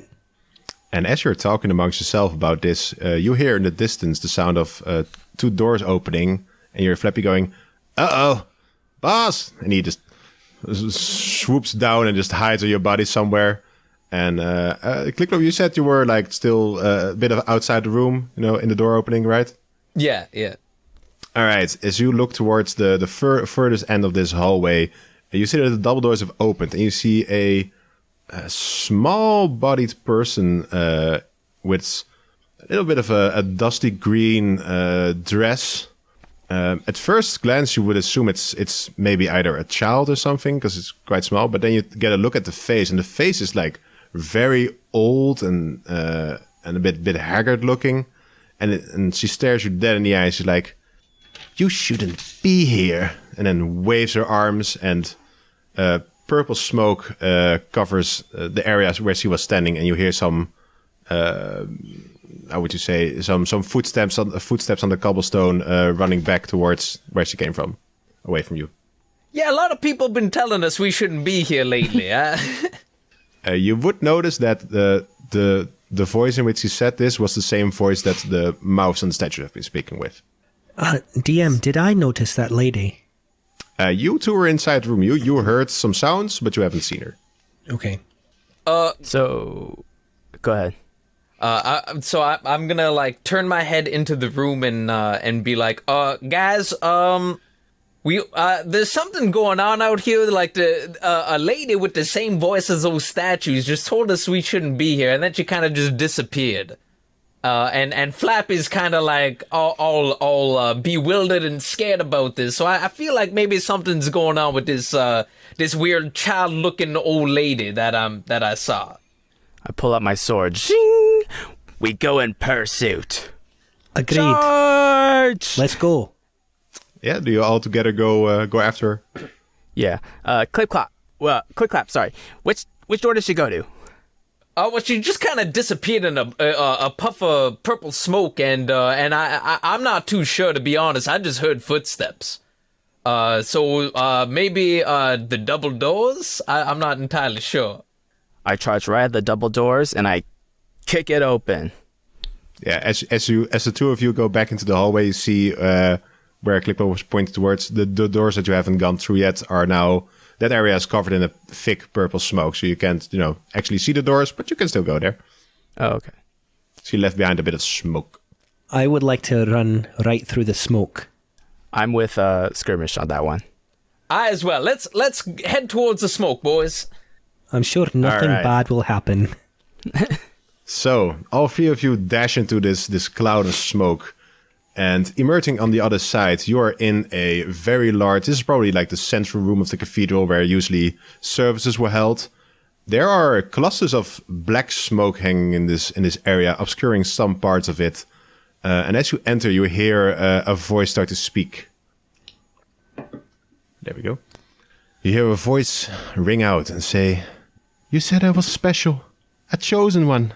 You lied. Endless sneaking lies. Well, now I am truly chosen. Behold my master's majesty." And you see the puffs of smoke that are obscuring parts of the room start moving towards the center of the room, where, because they are now coalescing into a shape, you start seeing some kind of dais, the small woman on top of it. You see around the room, you see some cages hanging from the ceiling. Some of these cages contain people. And the black smoke is coalescing into a black smoking dagger that is in the hand of this small woman, and she stabs herself in the chest with it. Ouch. And as you see this happen, her form begins to shift, growing larger, extending, and the right side of her torso, where a dress was covering her, rips open as black thorny vines grow out of her. And you see that she grows into a viney looking creature with still like the left side of her body attached to it as well. And as you see this weird abomination before you, we are going to take a short break. Thank you for listening to part 1 of Fire Breathing Kittens. We were joined today by Skirmish Killington. I am not sure what's about to happen, but it's going to be glorious. Talking about glory, Balpetor Windrest. FBK, freeze! We are now some kind of police force, apparently. And also Clip-Clop Napalm. Yeah, I'm Clip-Clop, and now I got Flappy too. He's my flying monkey buddy. Bye. Alrighty. Bye. We hope that you're enjoying this episode of the Fire Breathing Kittens podcast. Please leave us a review on iTunes.com. If you leave us a review, we'll read it on air. It's fun listening to the words of your review get read by the characters you know and love, so go to iTunes.com and leave us a review today. Can you think of someone who might enjoy this podcast? Please share it with them. Is their birthday coming up? A special anniversary? Would you like us to wish them a happy day on your behalf? You can arrange for us to read your shout-out on air at firebreathingkittenspodcast.com through our partnership with the website Buy Me a Coffee. Do you enjoy reading books? You can find paperbacks and ebooks based on our adventures on Amazon.com in the bookstore, Fire Breathing Kittens, that part's all one word, podcast. The authors do a great job of adapting the stories into fun novels. We also have official merchandise on redbubble.com. Imagine owning a notepad with the Fire Breathing Kitten logo on the front, or a t-shirt with one of your favorite characters. And lastly, I'd like to take a moment to sincerely thank all of you. We don't pay to advertise this show, so the only way we can grow is through the support of listeners like you. Thank you. Welcome back to Fire Breathing Kittens. We were joined today by Clip-Clop, Howdy! Skirmish, Nice to be back. and Balpetor. Good to be back. Balpetor, would you like to tell the lovely audience at home what has been going on so far? Yes. We were heading to a contractor who was building a mansion that was halfway done, and there's been a problem. 3 brothers, I believe, 2 Goliaths, 1 Dragonborn, have been missing, and their names is Mickey, and Mickey. We head to the last place they were seen, which was at the Rambunctious Raccoon, a bar, and we met 2 bouncers. One of them was familiar. His name was Walter Tebow, and Derek, his bouncer partner. Although Walter wasn't as cooperative with us, Derek was. And he was going to show us, or he was going to send us to the back room where the performers are at to find clues on where was the Mickey brothers, or where they were last seen. He had this piece of paper that was actually dropped by a mysterious woman, I believe. And he showed it to us. And it was during the time when the Mickey brothers and another bouncer was gone missing. And so as we read this little piece of paper, the words that was jumbled within it magically came out, turned into a vortex, and took Skirmish away to this far-off cliff right above Nicomoy, like about, I think, 50 miles or 100 miles away. And so Clip-Clop, me, and Derek, the bouncer, all jumped in to Skirmish's aid. And as we entered the vortex, we see this cathedral. And assuming this is where the lady may be, and our unfortunate captors, we bursted through the old rundown cathedral. As we entered the cathedral, there was a lot of statues. Half of the statues on one side of the room was humans, and the other half was elves. And they began a countdown from 10 to 1 second. During this countdown, Skirmish was actually attacked by 2 tree fungus-looking creatures, humanoid creatures, while Skirmish was demolishing some black burnt vines on the cathedral. We defeated the the humanoid creatures, but the statues continue their countdown. And as they reach to 1 second, it repeated itself again. And to our dismay, nothing happened. So we continued on through the cathedral as there was the door at the end. And as we broke through, we saw 2 rooms.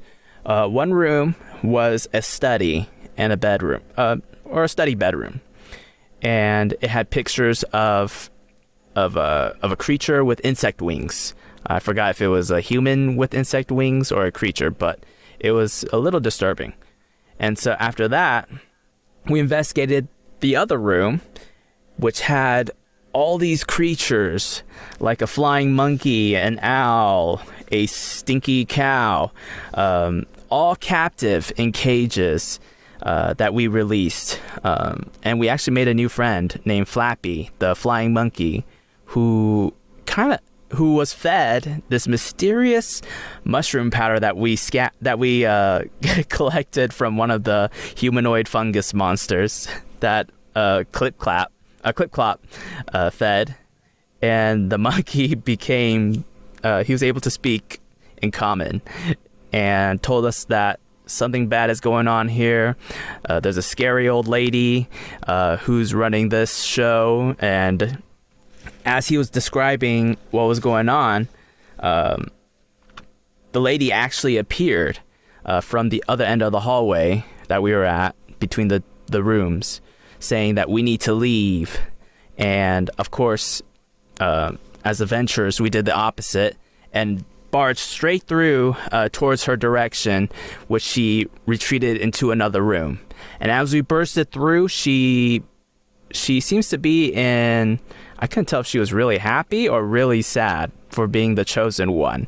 But she started to stab herself with this knife, I think, or a branch, I forgot. And then branches started growing out of her arms, and she became this monster, and now we're facing possibly a boss battle.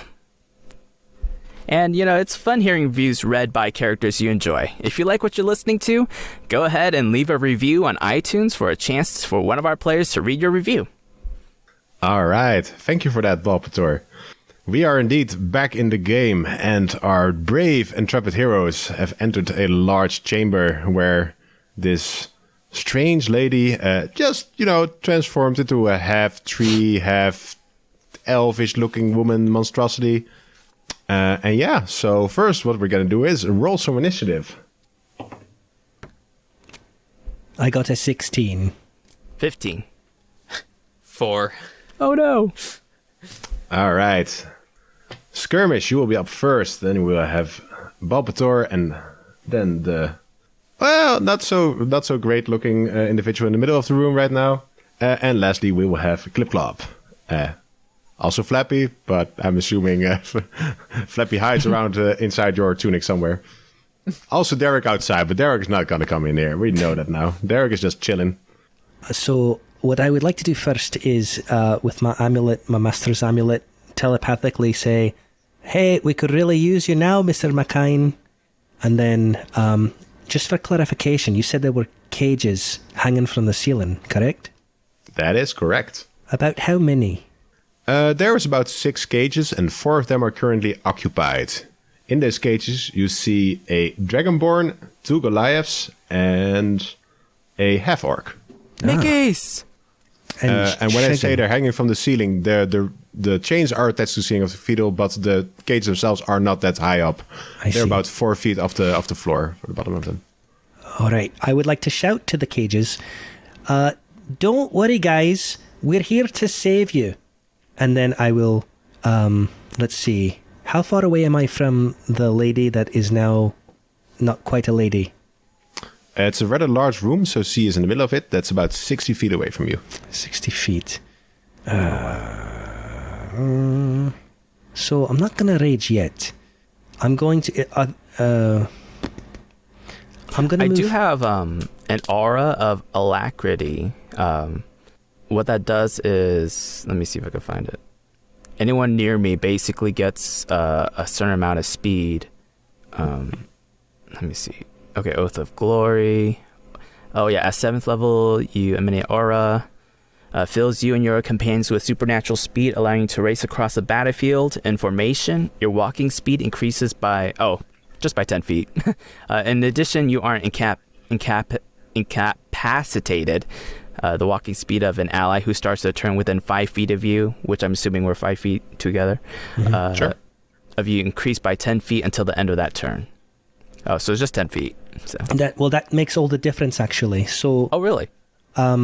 my walking speed is 40 feet, and I've got this feature that if I rage as part of my bonus action, I can move up to half my speed. So my 40 feet plus that 10 feet is 50 feet, and then half of that becomes 25. So now I can move up to 75 feet, which I plan to just move right up to her. And, I get to roll my wild magic stuff. So one moment, I'm very bad at finding that. I rolled a 6, which means until my rage ends, I am surrounded by multicolored protective lights. I will gain a +1 bonus to AC, and while within 10 feet of me, my allies will gain the same bonus. Oh, nice. Nice. That's pretty good. So now I will attack this lady, because she doesn't seem like she's in the conversational mood, since she just stabbed herself and turned into some of those black vines, which are very nasty. So I'll go ahead and attack her. All right, go for it. 17 to hit. 17 does not hit. Oh, that's not good. All right, well, I get a second attack. So I'll go ahead and do that then. 28 to hit. Oh, yeah, that hits. Oh, good. So I got 14 plus 2, 16 damage. All right, what kind of damage is that? Bludgeoning. All right, cool. That's magical, right? Yes, my hammer is magical. Cool. All right, so you take 16 bludgeoning damage. All right. Is there anything else you would like to do? I believe that's all I can do. Cool. All right. Another turn yet. All right. All right, Balpetor, you are up. Okay. Where is everyone, basically? You are at the entrance of this room. Clip-Clop is within 5 feet of you. The entity and Skirmish is 60 feet in front of you in the center room on the dais fighting together. There are 4 gauges with people. The nearest 2 are within 30 feet of you. The others are slightly further away, about 50 or 60 feet away. Okay, so I probably might not be able to reach that distance, because I think my distance is just 30 feet. Let me see, I think I had something here. Okay. Yeah, I'm just gonna run 30 feet towards the direction where Skirmish is at. But they're 60 feet away, right? They are. Okay. Yeah, I'll reach 30 feet there, and I think I'll cast a spell, Guiding Bolt, to kind of add some covering fire. And what Guiding Bolt does is... This is my first time using it. That's exciting. Okay, here it is. First level spell, Evocation. A flash of light streaks toward a creature of your choice within range, which is 120 feet. Make a ranged spell attack against the target. On a hit, the target takes 4d6 radiant damage, and the next attack roll made against this target before the end of your next turn has advantage. Thanks to the mystical dim light glittering on the target until then. So, yeah. Nice. All right, roll a spell attack for me. Okay. Is that a d20? That is a d20, and you add your spell attack modifier. Which in your case is proficiency and charisma. Yes. Okay. Charisma 5. I rolled 18 plus 5. 23. Oh, yeah, that definitely Plus hits. proficiency, too. That's huge. Oh, yeah, so 26. Sniped it. Pew! Yeah. All right, you hit it with your bolt of light. Roll your damage for that. Okay, and I said 6 d6s, right? It's 46 at level 1. Oh, so 46. Yeah, 46. Yeah, but you can cast it as a higher level for more d6s. Okay. Well, what I'm actually going to do is I'm going to use my quest item that I had from my last quest, It's called the... where'd it go? It basically enhances my spell to another level. Where'd it go? Yeah, that's okay, fine. Here's my... Yeah. Okay, there it is. Ecto-Magic Dust. It's a common item. This magical dust can be used to enhance spells. When casting a spell, you can use this dust as an additional material component for the spell. This consumes the dust and enhances the spell being cast. So that's what I'm going to do. All right. So Do I what eat was, this dust? Or No, it's just used in the. It's basically Okay. you mix it in with your components. So what was the original? What level spell slot did you use for this spell? Oh, I first used the first level, and I'm just right. upgrading to the second. All right. So then you will do 5d6 points of radiant damage. Okay, nice. 1, 2, 3, 4, 5. 16 damage. All right. Range As damage. a bolt of light streaks into the side of this weird monstrosity. It is filled with radiant wrath and starts to glow a little bit. Because now the first attack against it has advantage. Yep. All right. Is that the end of your turn? Yeah, that's basically it. Yep. All right. So, I'm not gonna keep saying this monstrosity. That's a weird name. I'm gonna say Mishra because that is the name of this woman. Mishra's turn is up, and the first thing that happens at the start of her turn is you see some of those black clouds that were in the. I see someone shaking his head like, no, yeah, it's happening. You see some of the black clouds that were hanging around this room. They start to connect with the individuals in cages and to connect with her, and she starts absorbing some energy out of him. All the wounds on her body start to heal. What? And she seems to be empowered as well. All right, Skirmish, since you are the closest to her, she will attack you with 3 swipes of her vine tentacles. Wow, that's not even that good. A 16, a 23, and a 15. The 23 hits, everything else does not. All right.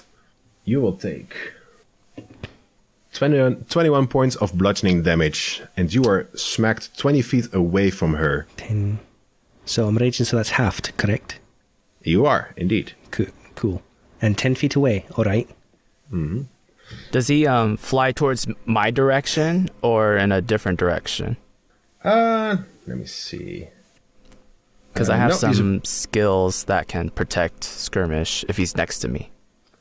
East goes a bit sideways. He lands about 10, 15 feet away from you. Okay. Oh, okay. Yeah, still pretty close. And then she seems to be readying another action to do something else as her still humanoid-looking side aims her hand at Skirmish. And before she can do anything, a loud boom erupts, and through the wall of the cathedral, Machine. Is it Machine? How do you say it? Mr. McKine. Mr. McKine bursts through the wall. He goes, yeah! What? Oh, it's about time you showed up.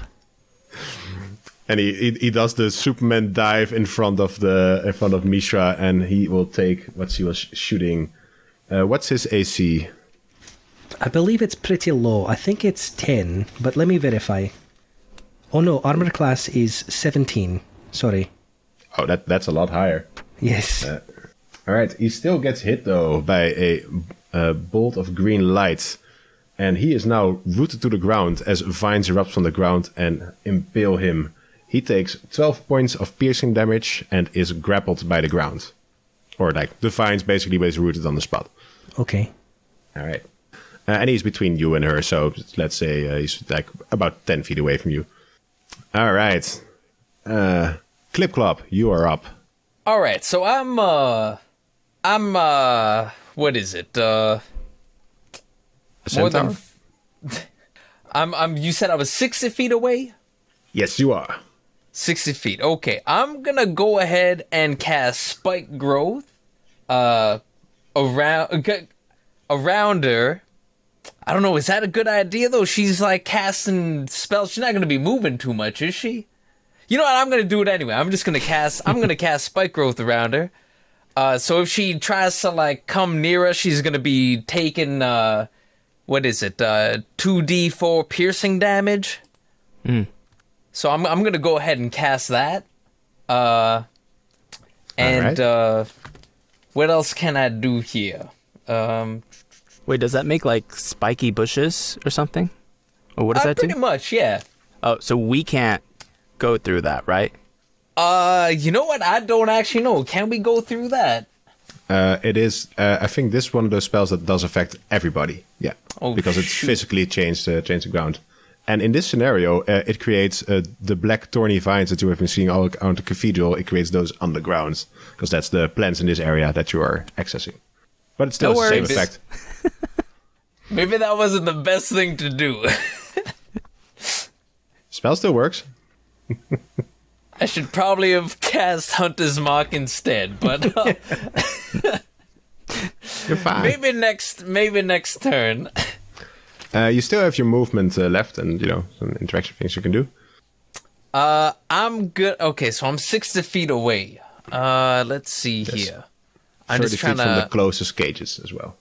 Oh, how high are they?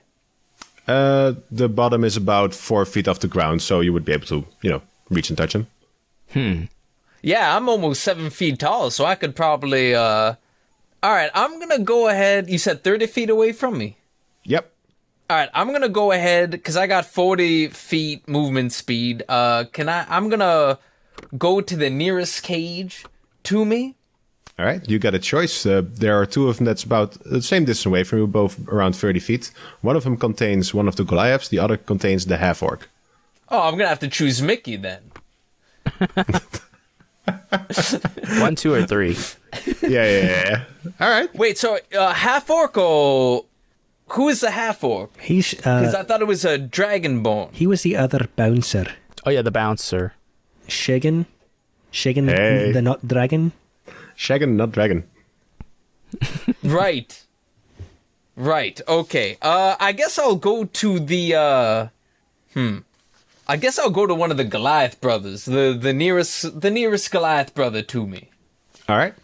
Yeah, you can easily reach that with your speed. So you're beside this cage. He's like he looks a bit rough, but he is indeed he's like about as he's similar in build to Skirmish. He's a very, very tall, very muscly built Goliath. It's like, yo, get me out of here, man. Am I able to open the cage on my turn still? Or have I used up all my moves? Well, you can interact with the door, depending on if it's locked or whatever. If you want to break it down, that would probably be one of your actions or attacks. But you can see if you can just open it. Yeah, I guess I'll try to open it. It's locked, I imagine, though. I should probably try and, The DM is smiling, so it's probably locked. I mean, that's not your first problem. As you touch the metal on the outside of the thing, you see glyphs start to glow on the outside of the cage. Please make a intelligence saving throw. Oh no. I'm not good at those. What's intelligence? Where's intelligence? Oh, there it is. Yep, not good. 11. All right. A cage of black thorny vines appears around you and encloses you, pricking into your skin and keeping you captive. All right. Any piercing damage? Why am I asking? I shouldn't ask this. No, you're good for now. Okay. You're good for now. All right. Going back to the top of the round, it's Skirmish. You see Clip-Clop run towards one of the cages, touch it, and then stop dead in his tracks, and seems to be standing stuck still. All right, so I've got a plan, somewhat. How far away am I from any of the cages holding a prisoner? You were thrown back a bit, so about 15 feet maybe. 15 feet, and so I would like to throw an item that I have. I guess that would be my action. I don't know if that's a good idea. Depends how you want to do it. If you make an attack, you can do 2 attacks, so yeah. Well, so it's not an attack. I have a travel box, and I'd like to throw it to one of the people in the cage, and when you push the button, it allows them to cast Misty Step, and they can get right out of the cage. So what I'll do is I'll throw the box to the one who's closest into the cage and tell them, hold on to the box and push the button. And then that'll be my action. And so for my... Make me just either a dexterity check or just a ranged attack to see. I mean, you're pretty. No, still. Yeah, still no, to I see if you can catch it. understand. Yeah. I'll do a range attack then. All right. Okay, I rolled 17, and my proficiency bonus is 2. Yeah, that's more than enough. It wasn't going to be that difficult. Okay, Yeah. so I tell them to push the button. All right. Let's say for fun's sake, this is the other cage. So you throw it, and the half orc Shankas is like, "Oh hey, this is a nice box." And I'd say, push the button to get out. And then, for my movement, I will move to the Mishra lady. Mm-hmm. And I don't know what I can do with my bonus action. So give me a moment. I'm sorry. I mean, I'll let you make this because this was an attack roll. I'll let you make your second attack if you want. Okay, I would like to do that. And and then I will tell Mr. McKine to be close to me. Like, hey, follow me. So I'll attack with good cheer. He is currently grappled by the vines. Oh, never mind. So I can't do that. Cannot do that. Well, it's all right. I rolled 26 to hit. Oh, that definitely hits. Oh my gosh, I wish. So that's a 13 plus 2, 15 magical bludgeoning damage. Nice. Yes, she feels that. A bit of the roots and vines around her cave in from the impact. She gets pushed back a little bit. All right, and I would that's the end of my turn. We forgot about the spike growth. Oh shit. Oh, that's right. So I get piercing damage, right? It's 20 feet around the evil elf lady. I ran slash right through it. No problem. So how much damage do I get? 2d4 piercing. Would you like to roll or shall I? You go for it. All right, 2d4. So that would be... it's also per 5 feet move. Oh my gosh. So is it a 20 feet radius or across? It's 20 feet radius. Oh my goodness. All right, so Yeah. Wow. that's 4. That's 8d4 then. Yeah, she threw you back 20 feet, so yeah. All I right. probably should have cast That's Hunter's fine. Mark. I'll say, well, you're a barbarian with a good strength. You can jump over most of that though. And it's piercing Oh, damage. that's true. I do have a good... Yeah. Yeah, I will jump. I need to make an athletics check or something? No, you can jump your strength score in distance without having to make anything. All right, well, that would be 18. All right, so I'll say you just land in the last square, so you just have to take the 2d4. All right, well, it would be 6 damage piercing, and then I'm raging, so that's half. So 3 damage. Ah, you're fine. And then It's just another way for you to keep your rage up. No, that's perfect. I was afraid of that, so that's good. I'll just walk around in the spikes.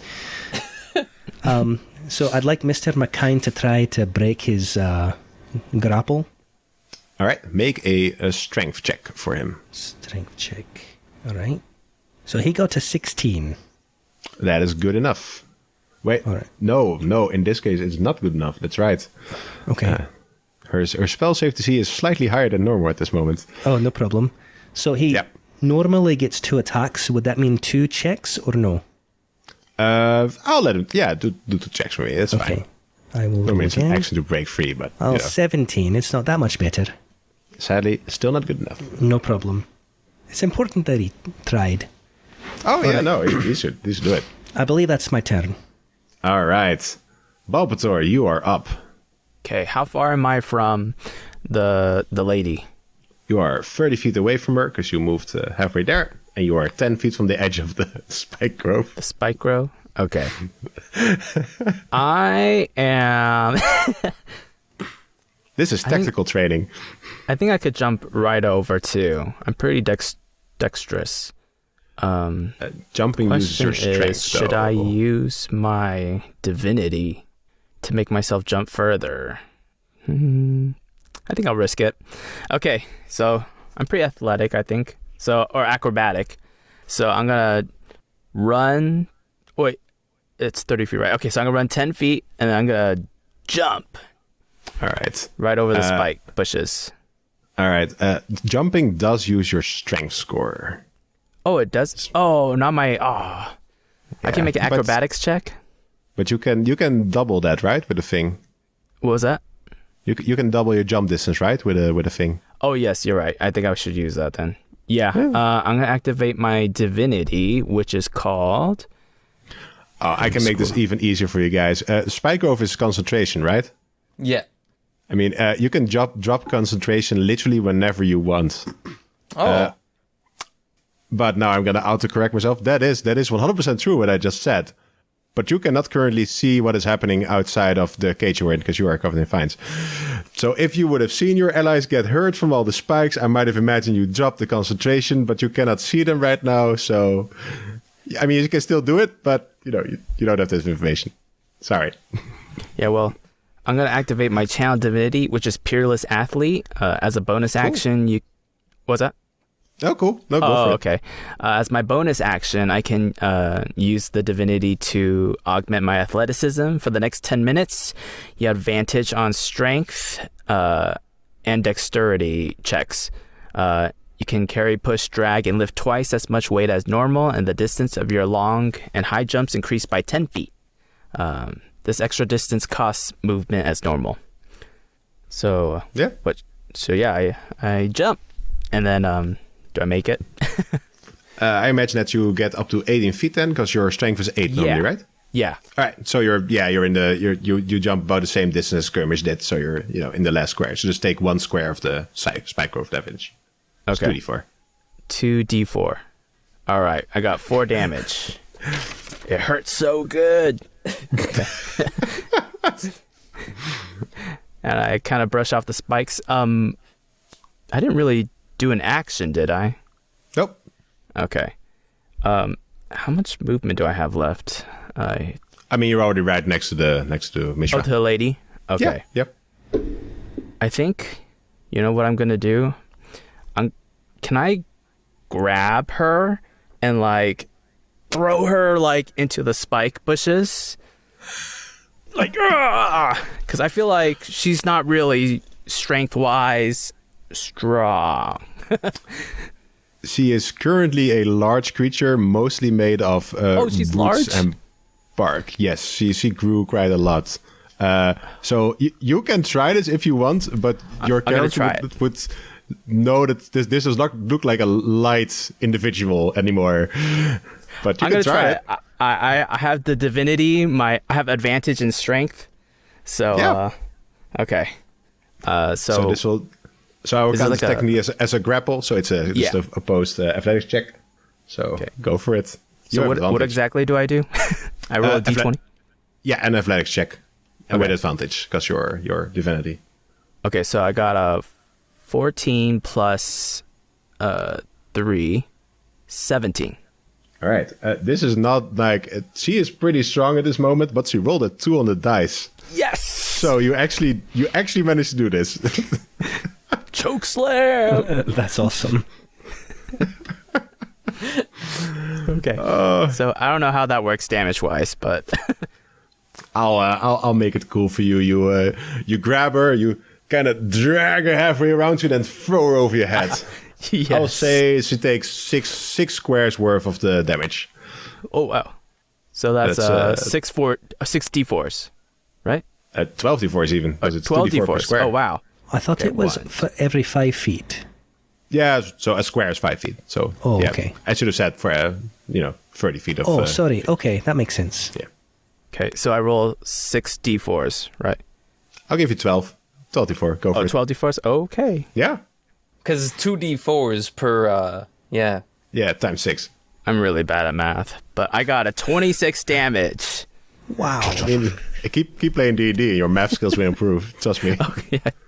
Nice. 26 magical piercing thorn damage. And it's almost insulting because he's also made of these, thorn thingies. Hey, what's going on here? I'm just like, Clip-Clop, that was a great idea. Clip-Clop can neither see nor hear you at this moment. What? Nice spikes. Oh, no, you don't actually hear anything at all at this moment. Sorry. I'll say it anyway. Yeah, no, it's... Hey, as far as you can tell, he's just, chilling. He's just standing there. Just for record purposes, is Skirmish right next to me? Yeah, pretty close to each other. Okay. I just really want to use my fighting style, which is protection. So if he gets hit. Oh, sure, sure. Okay, but anyway, I end my turn. All right, then Mishra is up. At the start of her turn, she will gather the shadows in the room and regain some of her hit points and be empowered once more. DM, when Yes. when do the people in the cages get to move? Will they get to use that box? I am sorry, you are right. I was going to make him do the thing right after your turn, but he forgot to do that. So he will do that before that. All right, Shaggy takes the box like, all right, press the button, slams the button. I'm going to roll a d20 because it had what was it, 1 to 4? If It it's doesn't, a 1 through 5, he stays where he's at and a copy teleports. Otherwise, he teleports and a copy stays in the cage. he rolled a 16, so he's outside and a crude Yes. copy of Shagan is still in the cage going like, "Rrrr." Shagan is like, whoa, rad, dude. I teleported. That's This is our awesome. first. That's the first guy out, right? Indeed. Okay. You see that there is one less shadow connected to Mishra, and she is slightly less empowered. All right, but she's still going to take her turn. Yeah, she's right next to you guys, so she's going to take her 3 slam attacks. Skirmish has been taking the brunt for today, so I'm going to say 2 attacks on Balpetor and 1 on Skirmish. Bring it. So it's a 23 and a 15 for Balpetor. The 23 hits. All right, and a 29 against Skirmish. Oh, Surprisingly, that hits. Fair enough. All right. Well, since you're both hit once, you both take 18 points of bludgeoning damage and are both thrown 20 feet away from her from the force of her impact. ugh. Does your protection fighting style do anything for that? Do you reduce damage or something? Oh yeah. I guess I could protect Skirmish. But does it No. work if we're both a hit? Well, it's a reaction, so you can use it if I get hit. But I'm doing all right. If you don't need to protect me so much as probably the people in the cages or perhaps Clip-Clop, I don't know. I'm doing okay for now. Oh, I mean it's 5 feet Okay. distance, Oh, then, so yeah. and it's for free. So Okay.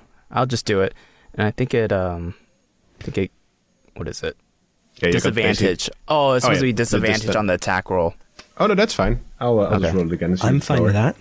That makes it a 23 to hit, so I think it's still just... It still hits, yes.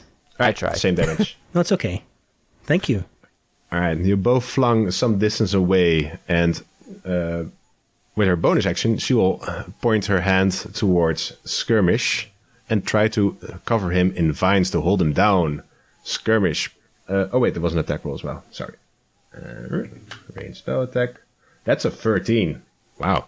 That, Does not she hit. has an amazing bonus, but her rolls are not that great. All right. Good for you. Yeah, I will take it. All right. Clip-Clop, it's your turn. You are in a spiky cage as far as you can tell. At the start of your turn, you take 5 points of damage from the prickly. My mouse just, alright, sorry, 1 sec. Alright, I'll just write it down. My mouse decided to stop working. Alright, so I'm inside of a cage of thorns right now. Yes, you are. And I can neither see nor hear anything. You cannot. Which All right, is so I- kind of strange to you that you're not hearing anything. All sound, and this happened as a result of me touching that cage. Indeed. I'm gonna scream to my compatriots not to touch the cages, but I assume no sound is gonna transmit through these vines, but I'm still gonna try. Well, as Skirmish and Balpetor get up from the ground from being thrown around, they see their companion Clip-Clop standing stock still, opening his mouth and screaming at the top of his lungs. But nothing's audible. Oh no, they hear it. They hear it. Oh, they hear it. Oh, Okay, yeah. fantastic. All right, don't touch the cages with your hands. And as I'm trapped here, I guess I'm gonna. I don't cast a lot of spells. So how does concentration work? Am I only allowed to cast like one spell that uses concentration, or can I cast like many spells that use concentration and like keep it up? You can only concentrate on one spell at a time. If you would cast a new spell that requires concentration, your old spell that required concentration ends. Okay, that's what I figured. I just wanted to make sure. But since I can neither see nor hear anything, I guess I'll probably just drop my concentration because I need to figure out a way out of this cage. And I feel like using my concentration on like other things right now isn't really helping. All right. So I will say that since you freed up some space in your mind, there's like something in the back of your mind telling you like something weird's going on here. Like, you know, these vines came from the ground. You're not hearing anything anymore. One detail that makes it weird to you is when the vines came out of the ground, you didn't hear anything. You didn't hear the ground breaking or sounds of rustling things. They just appeared around you. I don't know what that means. Well, luckily the spell gives you an out as well. You can use your action to make an investigation check on these vines to see through them. Not great. Anything intelligent based is not good for me. And this is why illusions are greatly underrated. Nobody has good intelligence saves. That's 14. That is currently... oh, no, this is not spellcast from her. That is just enough. Yes. You All see right. through the illusion of the vine cage, and you see that you are under effect of a mind-affecting illusion. Oh, Now that wait, you- is this for humanoids? Is this like a humanoid affecting thing? This one specifically, no. This is it's a use of shit. What was it called? Phantasmal Force. That's the spell. It was basically a glyph of warding containing the spell Phantasmal Force, which creates a small-scaled illusion specifically around you. Okay. I Which just is thought it great. might have been like a charm or something like that because I'm Fae.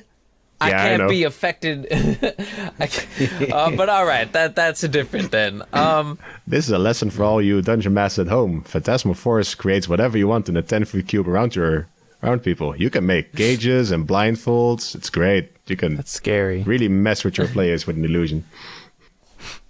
Okay, Right. but I can currently see through this now Yeah, so you because can I made the Okay, perfect. All right, exit the thing if you want. yeah, I'm gonna just like step right out of it. And now instead I'm gonna cast a spell against the crazy tree viney elf lady. What was her name? Mishra. And this time I'm gonna cast Hunter's Mark on her instead. Cool. She is marked. You do extra damage to her with your attacks. Just me? I thought everyone did. No, Hunter's Mark is just for you. Oh, it's just for me. Damn. All right, never mind. Oh, man. then. I was Otherwise, thinking- otherwise, Hunter's Mark would be very OP for level 1 spell. yeah, for level 1. Yeah. All right. Well, I'm still gonna cast it anyway because I don't think anything else really works too well in this situation. Cool. All right. I still want to get this guy out of this cage, but wait. If now that I know that I touched the cage, and it's just like if I know. If you that look, it's just- if you look at the cage, you see the glyphs that were lighting up earlier are now dulled and gray. The magic seems to have been spent. Okay, I'm gonna try to I'm gonna go ahead and use my hold on here. I'm gonna use my hooves to try to like break open the cage. All right, go for it. Make me an athletics check. I'm good at that. All right, yeah, I'm actually pretty good at that. That's 21. Oh, very well.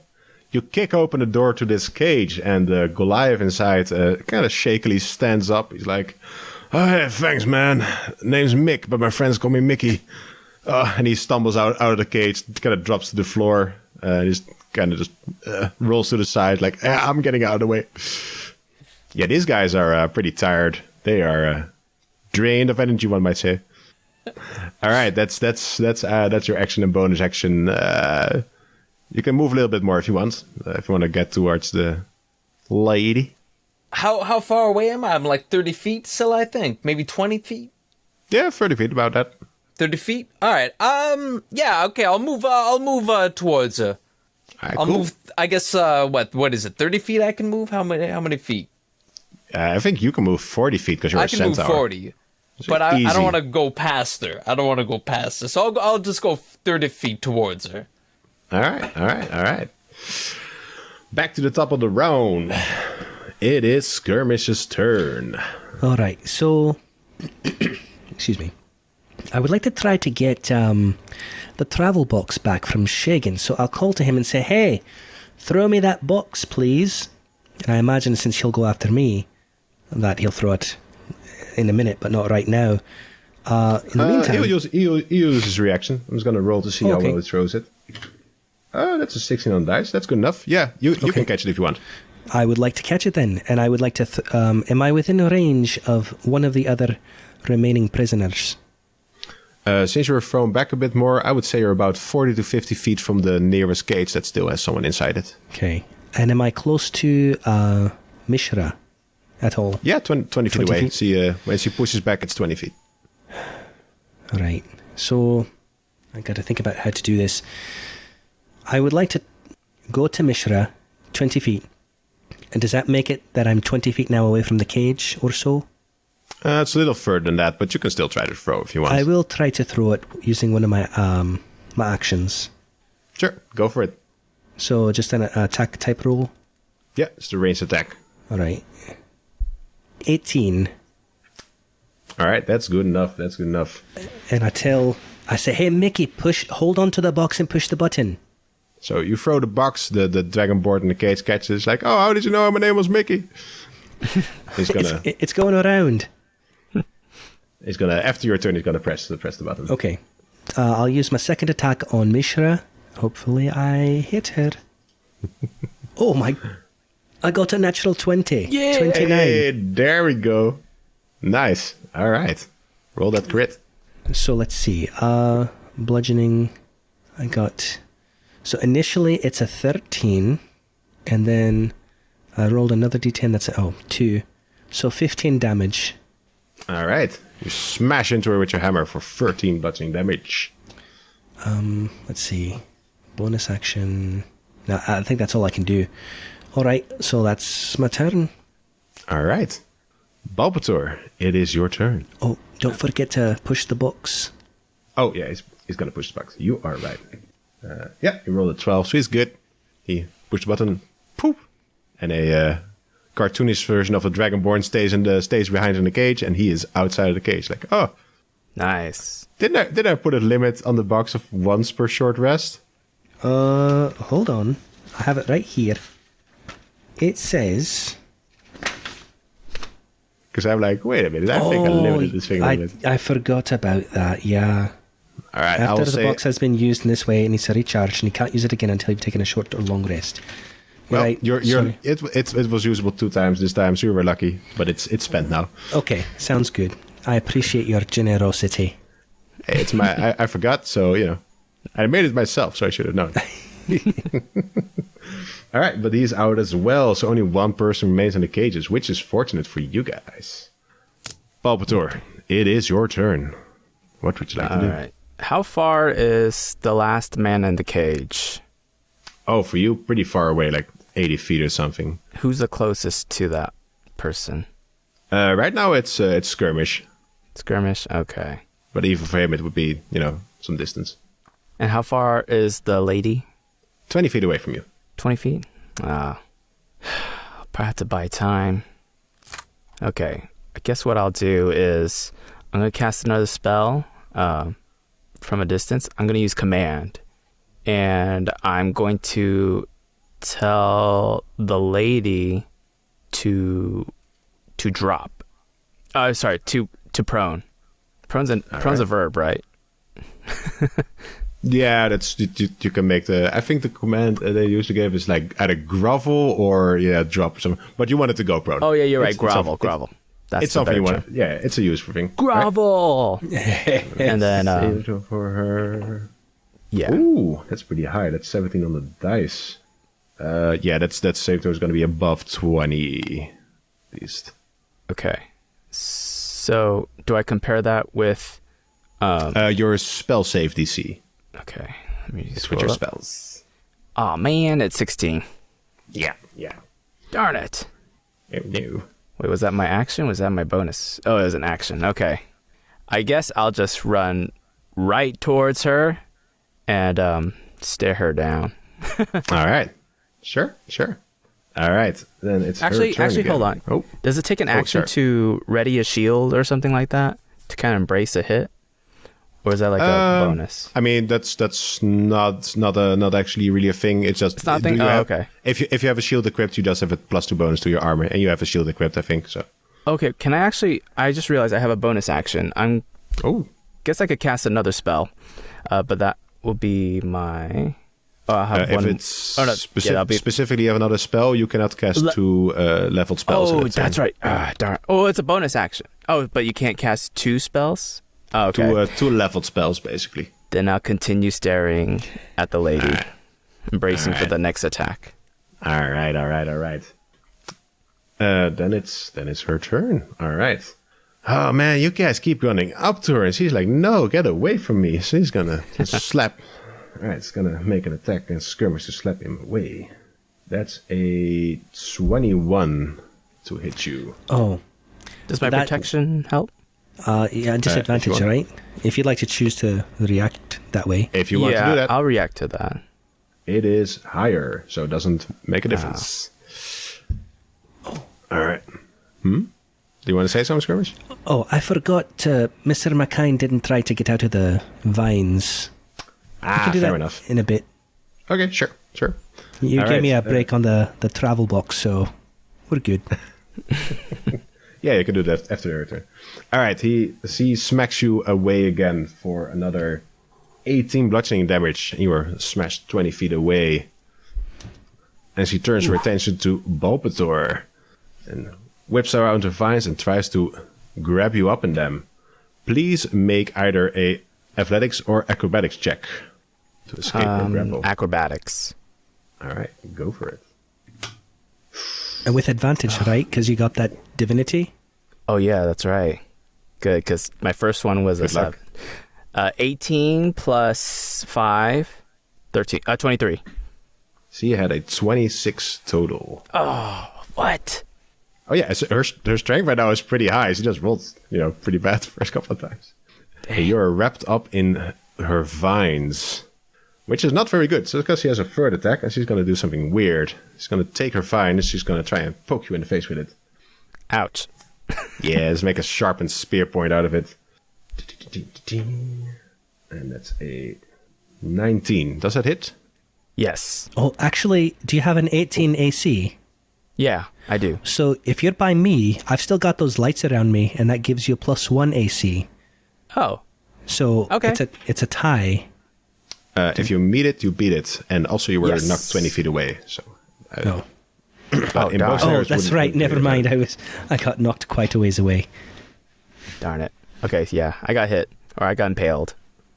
You got impaled by her spiky spear, and now I would like both Skirmish and Clip-Clop to remove their headphones, please.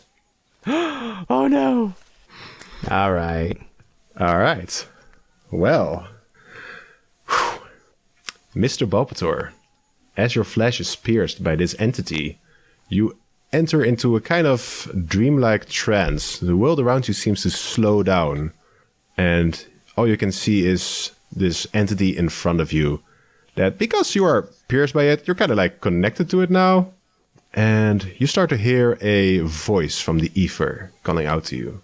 It's like, this is not the voice of the woman you've been hearing before. This is a deep distance voice, like an echo around the room. And it says, "Paladin of glory, please. She is keeping me trapped, using my power. Please help me set free. Release me.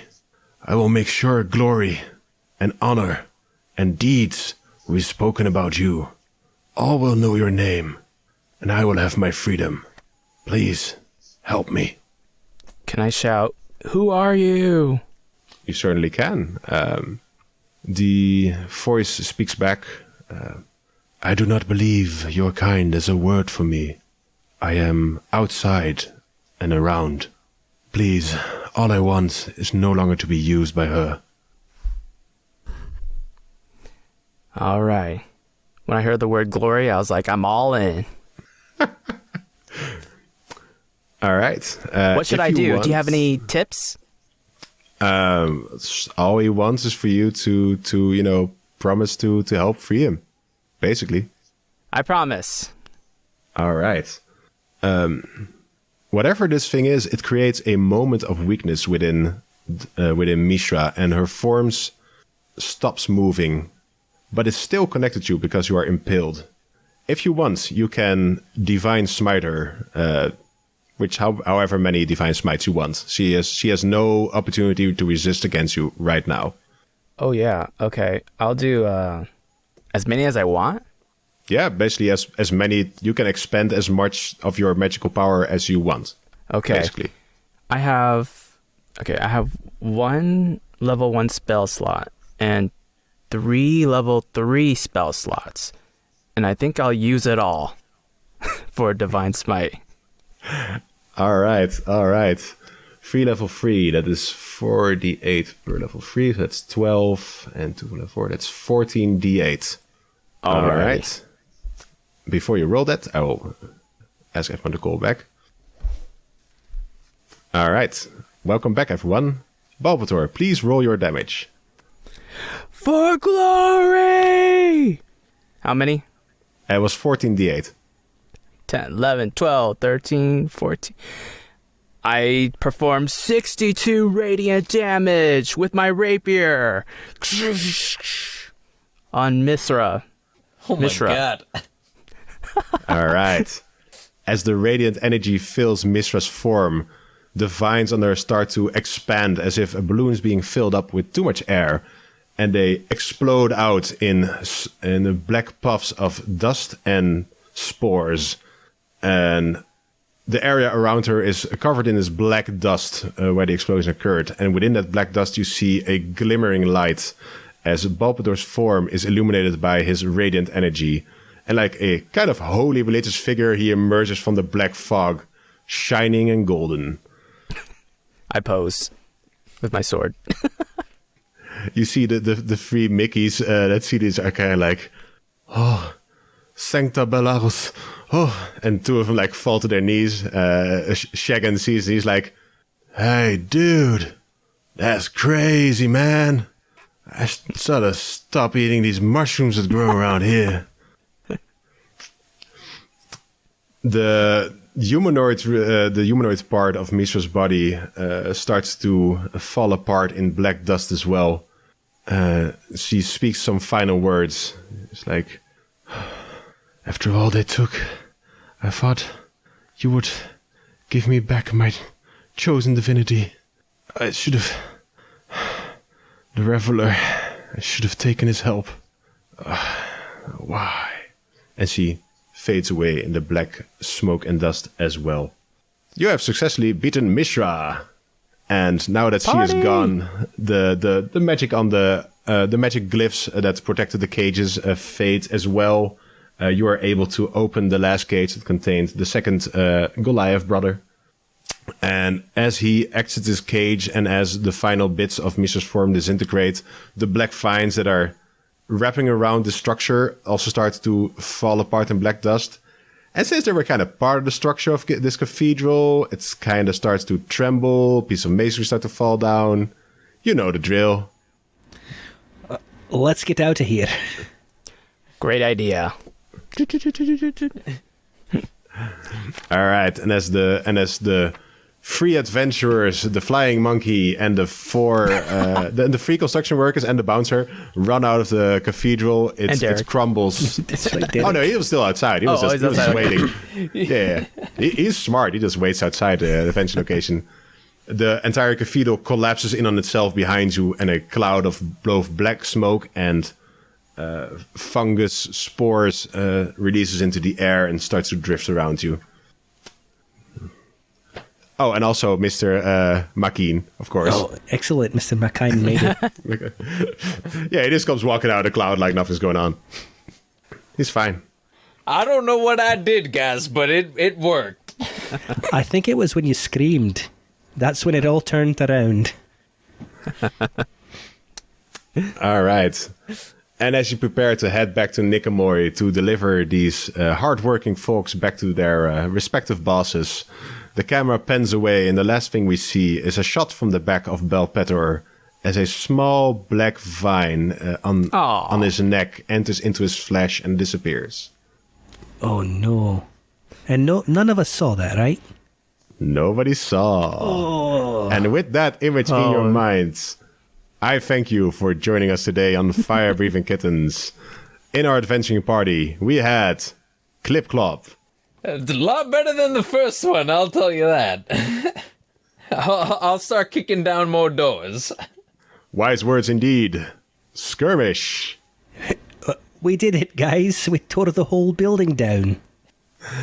And Balpetor. My neck hurts. That's not ominous at all. Thank you, and see you next time on Fire Breathing Kittens. Bye. Farewell. See you next time.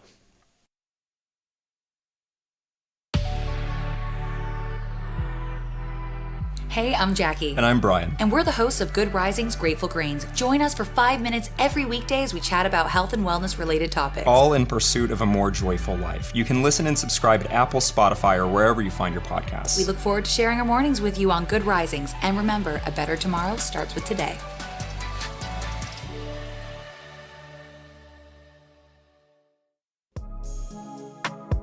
Hello there, I'm Dave. I'm from the Pilots Podcast, and this is Fal. How's it going, mate? Every week you can find us on Stitcher, Spotify, Apple, and all those good places, watching and reviewing old movies, TV shows. At the moment, we're just doing our Bond season, about halfway through, aren't we? Just approaching Pierce Brosnan.